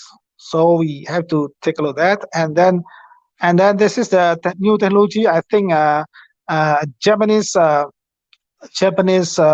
researchers did this investigation of using this technology. It's a microbial technology to make it what? To make immiscible CO2 displacement. So because of what? Because of most of the reservoir in Indonesia right now have low reservoir pressures and also low seismicity. So it is impossible to do miscible displacement almost. Hardly, it's very difficult to get a miscible displacement. So this may be the key also. Then next thing is about the tools. That's the robotization and automatizations of fields, and also to communicate with the headquarters and to the people in the fields. So for instance, like smart fields. And I think we need as an oil company, petroleum company needs to see the other fossil energy, such as the co-liquefaction. So this is what I see of key technology right now. Perhaps in the future will be some other technologies. All right, next. Okay, so this is about the co-liquefactions. Okay, so according to the TOE of Indonesia, that the 1 barrel oil per day is equal to 2 tons per day of low rank coal. So Indonesia currently its production is pretty much high, it's about 600 million tons per year. So we can use, perhaps we can use this, we can implement this technology to produce oil. Yeah, so it's more, you know, environmental friendly compared to coal. But of course, maybe the problem is in the pricing. So we need to take a little bit more some technology in this liquefactions. I hope that there are some person over here in this seminar interest in this you know, energy diversification. Next. Okay, so to conclude this, first of all, I see that the big oil company will survive. Big oil company will survive as a big energy company, not only oil company, but big energy company. So because this COVID-19 and the low oil price, I think will last a bit longer and causes damage and damage to small oil companies. So that's perhaps hard for small oil companies. Indonesia, many tens of small oil companies. So we need to. I think that's the trends, and then combined with the non-renewable energy and also co-liquefaction. Second, I think there will be, you know, because of this condition, there will be a move towards robotization and automatization technology. That's important, and perhaps the upstream and downstream company, the combination of the upstream and downstream company. So when the oil price is low, then the downstreams should be in a better condition, and vice versa. So perhaps the combination of this will, you know, somewhat can survive in this condition. But again, size is matter. How big is the company? Last is about the low cost and environmental friendly technology. So we need to seek the technology that rely on existing facilities in the fields and also low capex. That's the new normal petroleum industry. And the last thing is about the new normal in petroleum education. Next. Okay, so having that condition in industry, I think the higher education should adapt first to reorientate the curriculum content. So should reconstruct the curriculum content to meet the industry demand, including robotization and automation, okay, and industry. And then big data as a consequences. And then broaden the student views about energy resources, both fossil energy and renewable energy. So having just petroleum competencies from the petroleum study program, I think for Indonesia case in the long term, I think it might be not really safe. So we need to broaden the students to have that views. Second, to reframe the academic communication among students, professors, as well as administration staffs. So, for instance, like using online and so on, and everything is paperless. So that's in detail. It might not, easy. I mean, we have to have a kind of a commitment, consensus, and also legal proofs. Third, is to reframe the content delivery through online courses. That's from the professors to the students. So this will be currently we do this. Yeah, we are doing this. We make for the classes and also for the exams, and also for student work evaluation. So this are gonna be, I think, the new normal for the academic atmosphere, academic condition. That's all my presentation, and thank you very much for attention. Okay, thank you very much for the awesome presentation, Prof. Now we have two questions here.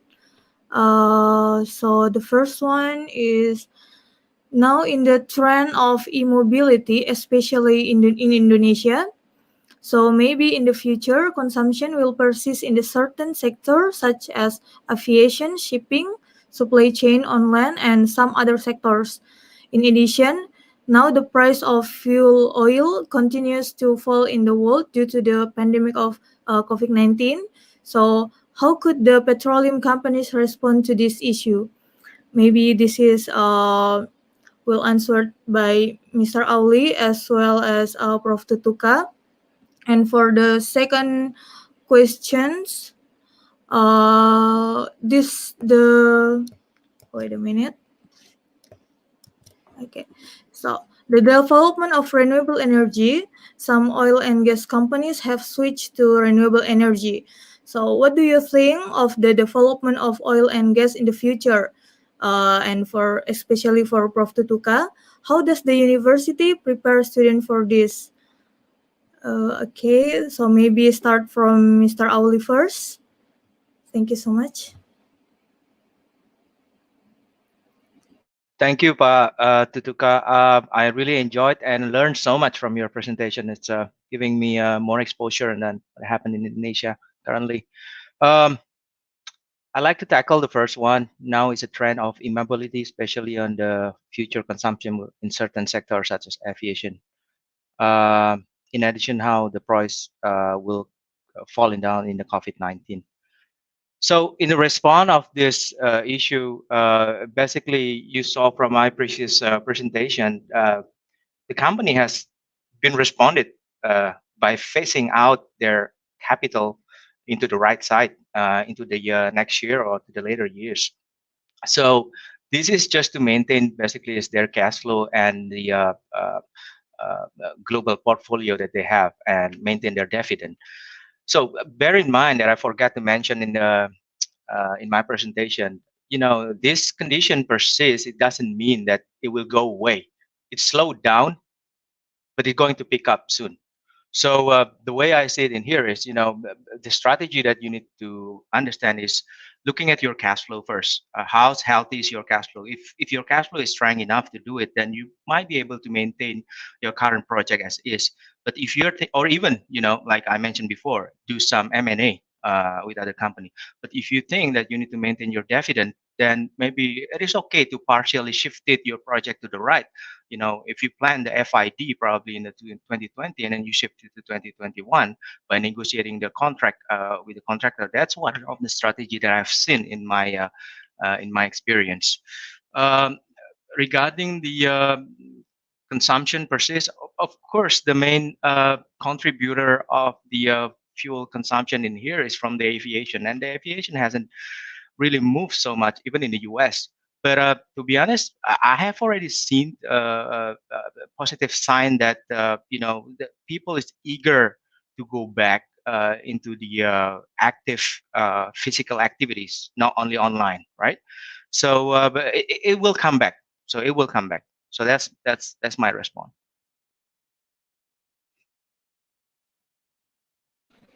Okay, thank you so much, Mr. Ali. So how about Prof. Tutukar regarding the first question? How could the petroleum companies respond to this issue from your opinion? Yeah, okay. That's I know that this is very hard for all company in Indonesia. This condition. My understanding is that this condition forced the oil company to take a look as a energy company. See, that's my point of view. So it is in the future it's not safe to just rely on the oil company. So to enlarge, to broaden the competence of the company to not only not oil or fossil not oil company, but also non-renewable company such as solar PV and so on. So that's my point. So my views, and also second is downstream and upstream. That's maybe important too, because this has happened several years ago too, because the price of oil very low. Then a company that has also a holding company that has also upstream and downstream, yeah, that has also downstream business survives of this condition. So it's this big lesson learned for the oil company. And I'll tell you that in particular case of Indonesia, even the oil companies produce at the maximum capacity, as well the non-renewable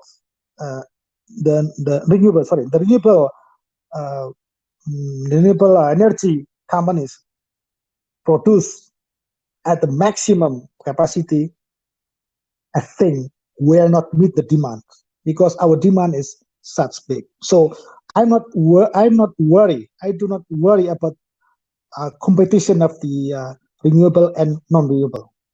We need both at the maximum capacity. So that's currently the biofuel of B20 from FAME and not for non-FAME and FAME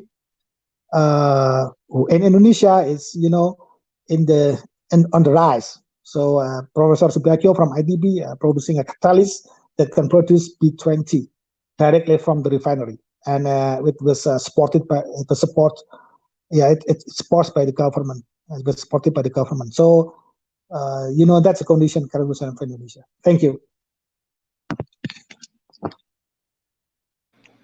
Okay, thank you so much, Prof. and Mr. Ali, for the answer.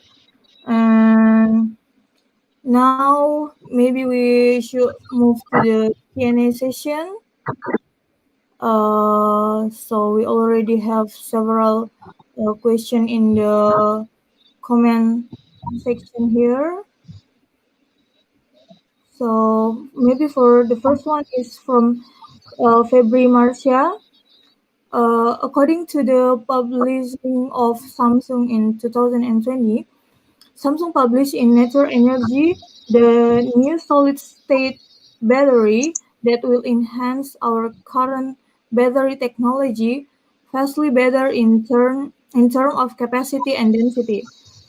Will that increase or decrease the demand on oil and gas as energy source, the electricity, these batteries, and this year allows ordering all of the vehicles be the electric vehicles.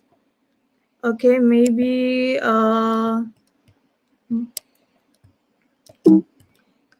maybe I will let Prof. Anatoly first for answering, because that question is come up when you do the presentation.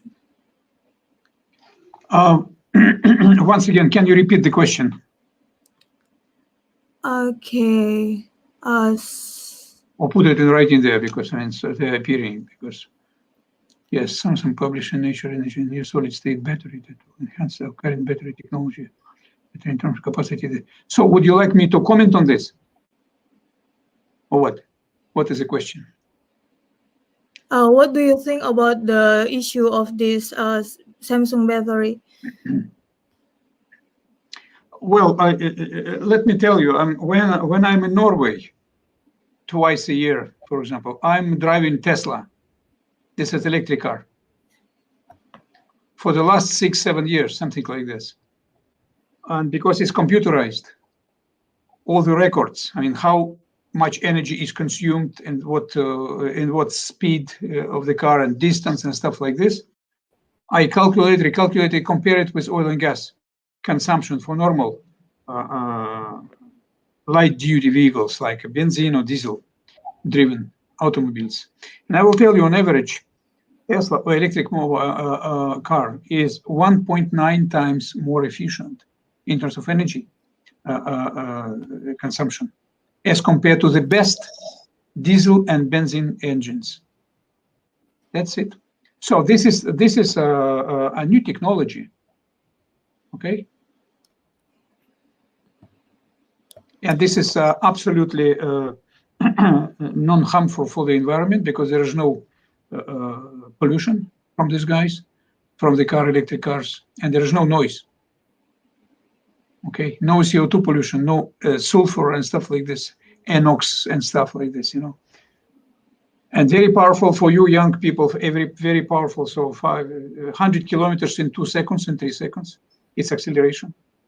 It's like in a speed car, racing car, but it's not racing, it's normal, for normal.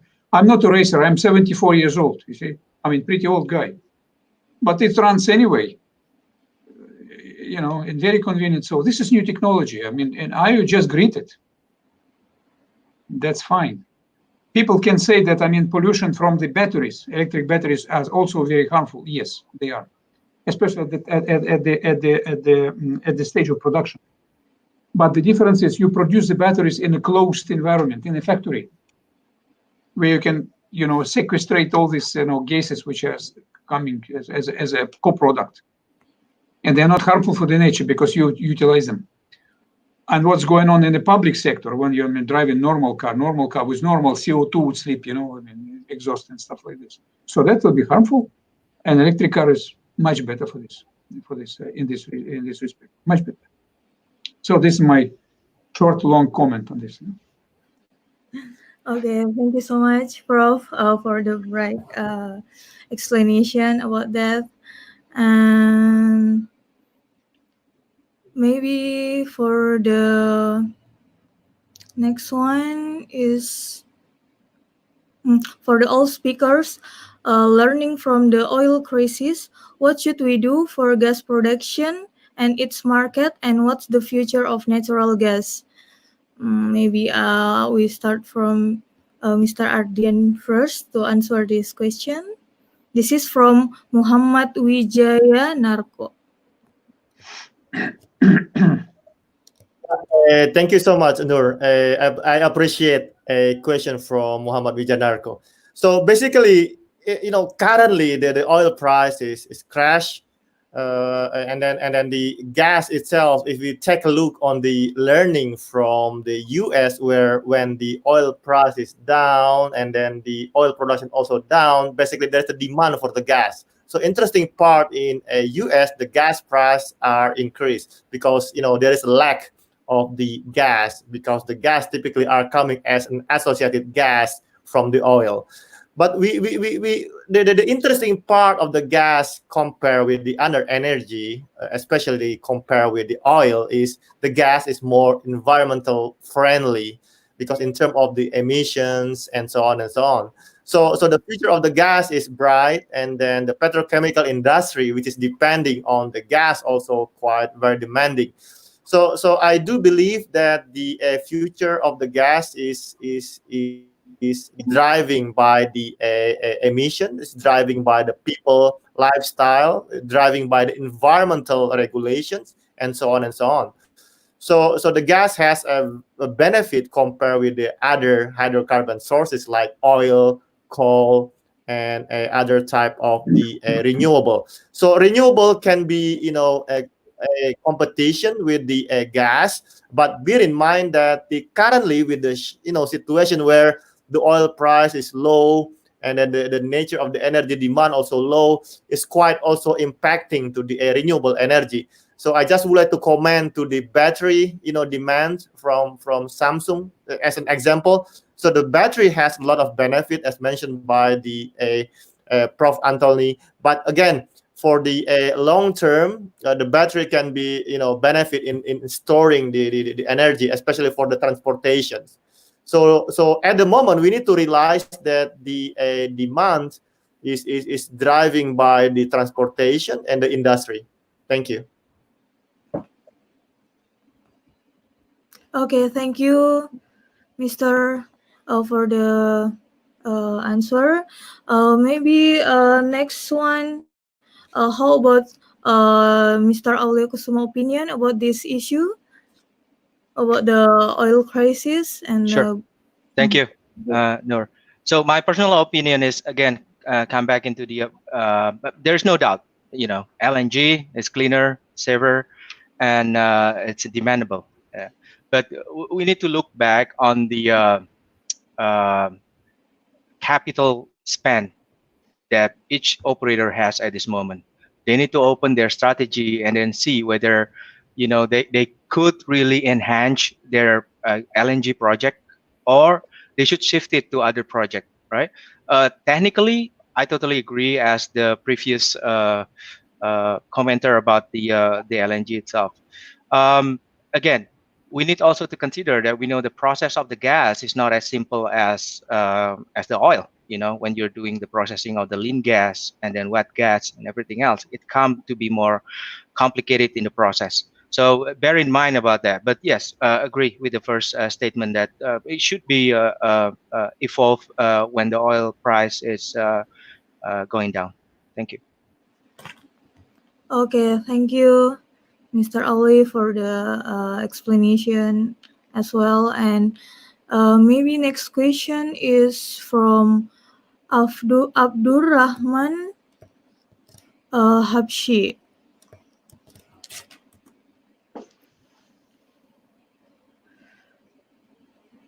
Okay, what is the question?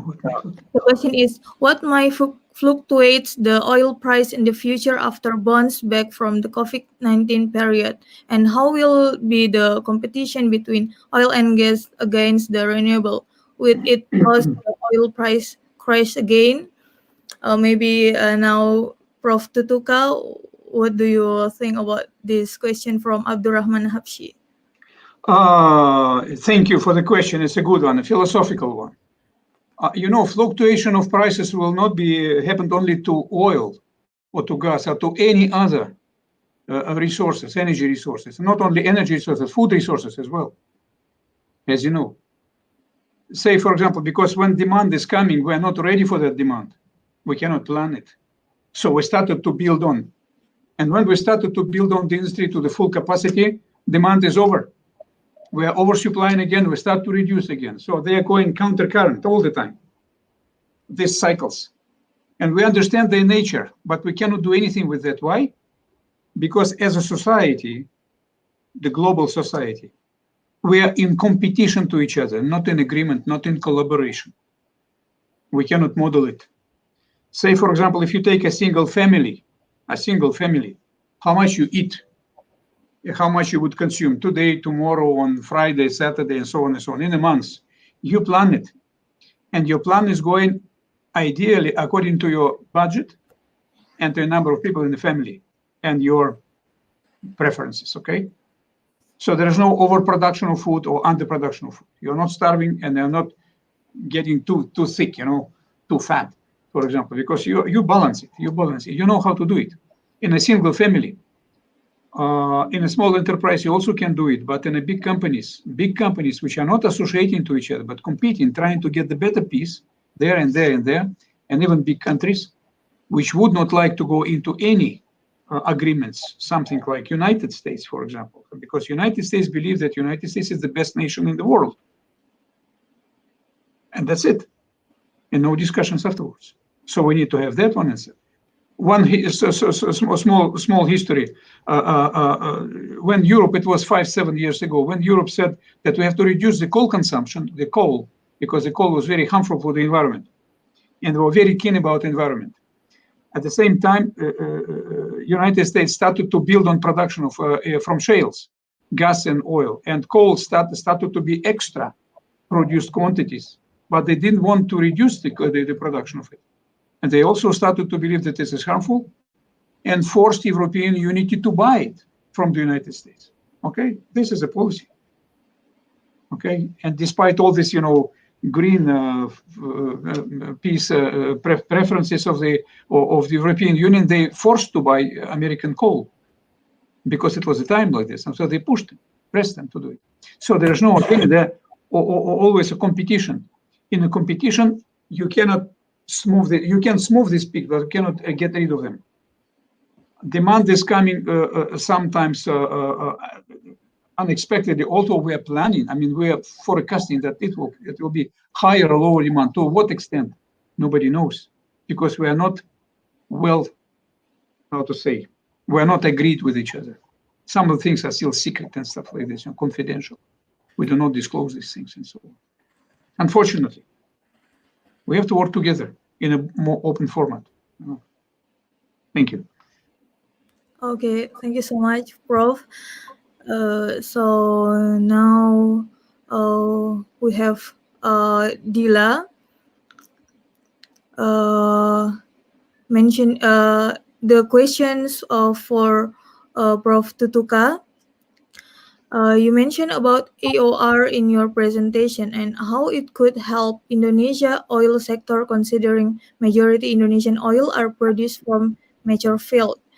Today, climate change issues are gaining more and more attention, and green technology like carbon capture and storage combined with AOR is the trend where the global world are encouraged countries to do. What is your take on this? Do you think this technology can have fun in Indonesia, especially considering today's low oil price? Okay, maybe.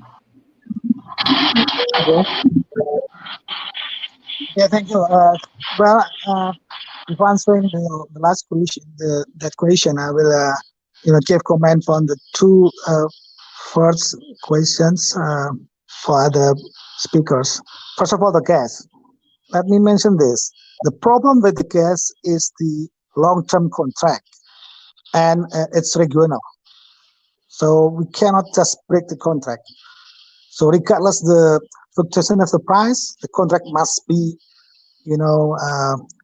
must be followed. And that's the problem with the gas. And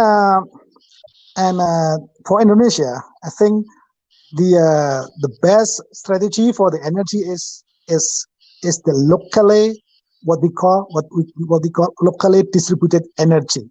For instance, like for Eastern Indonesia, we have gas there. So give the gas on that for that region.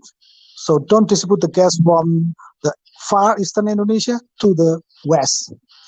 from Indonesia. That's maybe it's not wise. Okay, so my opinion is locally distributed energy is the best strategy for Indonesia. Also coal and also other renewable energies such as wind, solar, and so on. So Indonesia is, it's different from Africa, for instance.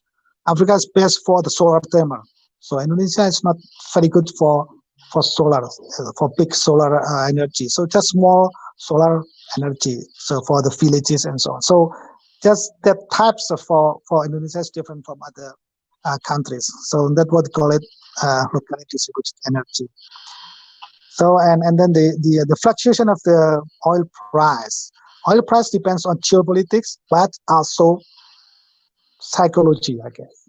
This time is psychology plus geopolitics, initiated by geopolitics and then psychology. So I think in the future will be this kind of problem again, because the fluctuation of this oil price, and the past usually initiated by war, like Yom Kippur War in Israel, and then Iraq war and Persian Gulf War, and so on. So it depends on that.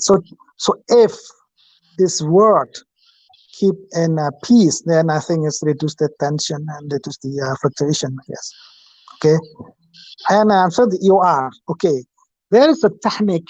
What the name is the CCSU. So carbon capture, storage, and utilization. So the CO2 injected in the field can be used for EOR if the CO2 injected into the reservoir zones. I know that will cost more, but if the infrastructure is there, like in the US, then the cost will be low. And CO2 is free. And Indonesia, I think, is perhaps maybe more than 100 million scarf per day. It's burned. So that's we can use it for that. The problems is the infrastructure. So if the government and the companies would like to join to build the pipes and for profits, then should be solved. CO2 is very cheap, and the successful of the projects is bigger than any other EOR methods. So we have that resources, we have that fields. So it's just a matter of how to manage this, and in a way that the price so economics. That's my answer. Thank you.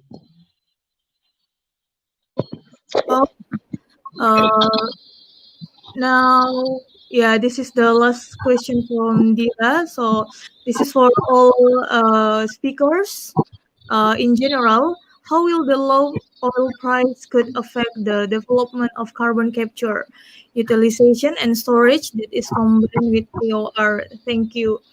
Maybe start from Mr. Ardian first. Could you give some comment about this statement? Yeah, thank you, Nur. So basically, the carbon capture, storage, CCS or utilizations, the driver of this technology are mainly because of the environment, regulation or environmental, benefit in terms of the tax, carbon, and so on, carbon tax. And then the second objective is, to recover more oil from the ground. So basically, with this current oil price, it's quite very hard for the carbon capture storage to fly, to make the project go through, mainly because of the economics are quite hindering. And then bear in mind that the carbon capture storage also require such as technology to convert a CO2 within the liquid stage or within the processing itself. So in very nutshell, in short term, it's quite hard for the carbon capture storage technology to be implemented with these current conditions. But who knows, within the medium or long term, because of the driver of the EOR and environmental compliance, it can go through. So I think that was my opinion. Thank you. Okay, thank you so much, Mr. Ardian, for the explanation. And next, maybe the question from Yorgo Farah. Okay, considering the low oil prices and that will last for the next short period, will it still be feasible to carry the development of the ethnic region? So for Professor Anatoly, please. Well, it's a good question again, a very good question. You see what happens in the United States today. President Trump asked companies and banks to financially support development of the North Slope of Alaska, because it's a very promising region. What banks answered? They said, no, too much risk is involved. So they don't want to sponsor it. And this is idling project, very interesting project, idling. In Russia, we know that everything which is developed in Arctic is more expensive for several reasons than in normal non-Arctic areas and non-offshore. Say, for example, if on average for conventional petroleum industry, $1 invested bring approximately $10 profit or dividends, 1 to 10, then in the Arctic is 1 to 5 only. So it is very, and this is, the dividends are also at the same order, but the expenses are much, much higher. So, but then you have to have these expenses. And this is not a McDonald's office, you know, when you put $1 and get this Big Mac in 2 seconds, 20 seconds, something like that. You invest today and you got your rewards in 5, 10 years, depending on the size of the project. And to bury such big money, which are, you know, measured in millions of dollars, sometimes in billions. And this is a big project, but billions of dollars, which is comparable with the national economies of some countries. That is a big risk. And so you have to, in a way, you have to have a trust to the company that they will do it, and so on. I mean, what we do in Russia, we still think that we will develop Russian Arctic. Maybe this project will be delayed a little bit, but still, why so? Because this is vitally important for the state. It's not only development of hydrocarbon resources and such in Arctic. We get plenty of resources on land in southern regions, which are already developed. They get good infrastructure and so on. But we would like to get involved areas of where the indigenous people are living at the high north. And these areas are not developed. There is no available or good developed infrastructure. No good schools, no universities, no good habitat for people's life and so on. You have to develop it. And so we, kill 2 birds with 1 stone in a way, so English proverb. We're investing in the development of the natural resources in the Arctic, and we are stimulating the Northern Sea Route development, transportation issues between Russia and the Western countries and Russia and the Asia-Pacific countries. Okay, and we develop infrastructure at the same time. So for us, it's a vitally important thing. It's not a matter of how much does it cost. If it costs more, then we'll eat less. Okay, but we will develop it anyway. So the psychology of Russians in a way. So because, if president and the government are saying that this is very important and vitally important for us, it's this new area. So we trust to the government. We do not object. If they say sit at home because of the COVID, pandemic situation, we sit at home. It's very nice weather outside, beautiful. It's a beautiful early spring in Moscow, something like 15 to 20 degrees Celsius. Sunny days, but we cannot go out because, the government asks us, just stay at home. So we are, in a way, a variant. We enjoy it on TV, on the screen, from the balcony and so on, but we cannot go. So, we believe that we developed the Arctic, but it will be longer, maybe not in as big a scale as it is planned before, a bit shrinked, but it will go anyway. We will see. Thank you. Okay, thank you.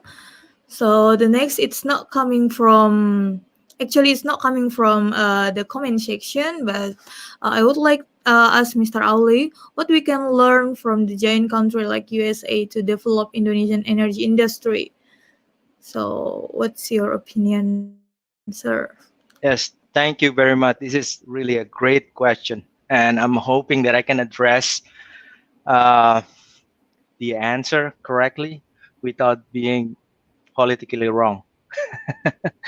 So I guess first thing is, as I show in the my slide presentation before, it was the policy. You need an investor to come in, right? Make a reasonable policy. I don't want to go into deeper on what policy that need to be introduced to the investor, but make a win-win solution between the investor from outside. And the second thing is we need to think about the technology. You know, lesson learned from project in the US from the break-even that I showed in my previous slide. It's the technology and engineering discipline, and then smart procurement, smart contract and procurement. It can reduce up to 30% of project development, believe it or not, right?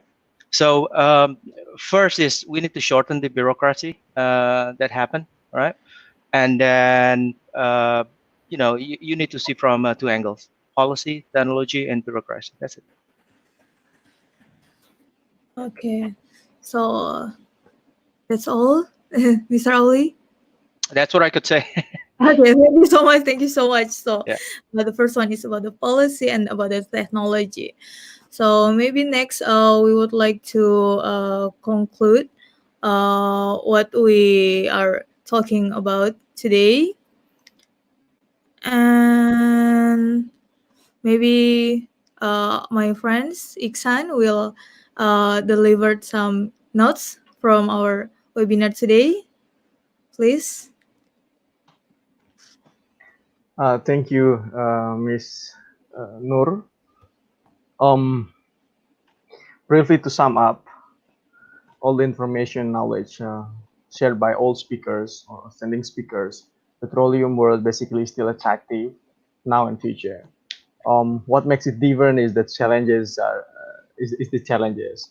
So now petroleum industry should be integrated or work together with energy company, technology, environment, maybe companies or organizations, and the government, of course, and also the private sector, to create a best policy and to make the policy into a reality. And that's all about the conclusion now. Would like to hear the closing statement, the message from all the speakers. We begin with Mr. Professor Tutuka. Your time and place, Professor. Okay, thank you very much. This is my closing statement. There will be new normal in the oil industry and education that should be synergistically cooperated, managed between parties that involved. So be prepared from this condition. Each party and please help each other. Do not to put ahead each party purpose. So put in front the common goals, the common ultimate goals. Thank you.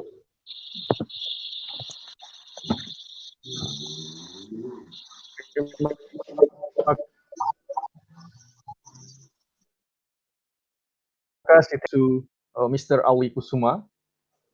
Your time, Mr. Ali. Oh my God.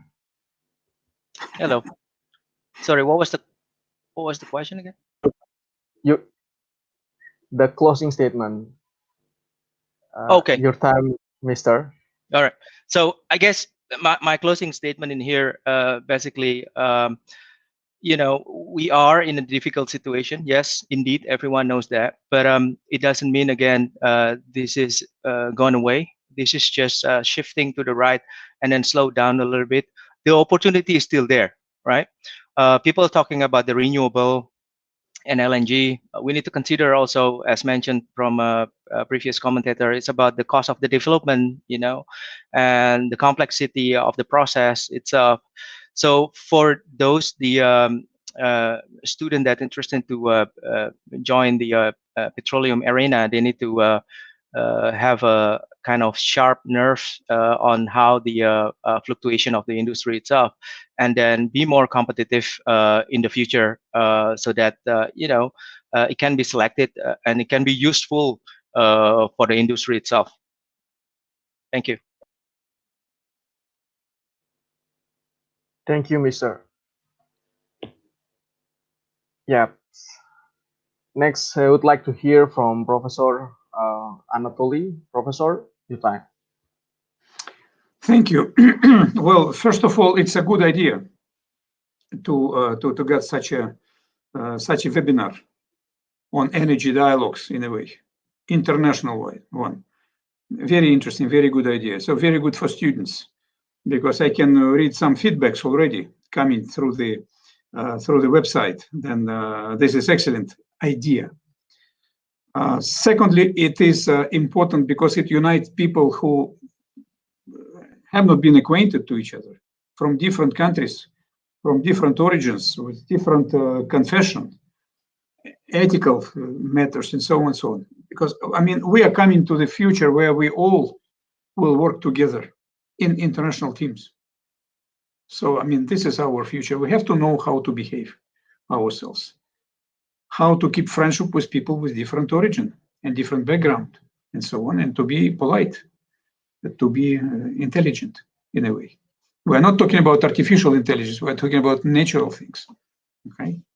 And every nation has great traditions, a great history, and to learn these things and to show respect to people from different nations is also our obligation as human beings, as teachers, as professionals in petroleum, also in general, in particular. So I hope that this seminar was not the last one, but the first one, but not the last one.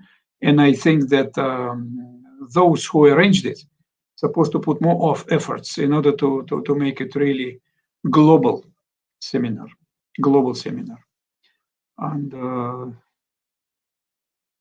we're discussing very hot topics. And since we are met with many of the speakers first time in our life, we are very careful. And so there is no actually a big battle between us or true dispute, with absolutely different points of view and so on, but we're too intelligent, too shy, okay? But maybe next time, so it will be more severe conversation, argumentation from both sides and so on. And then for audience will be very interesting. It's not a thriller, of course. It's not a political thriller, but it will be like a movie, action, adventure, and people are expressing different views, how to defend their points, and what is the truth, somewhere in between, of course. So that is very interesting, very educational thing.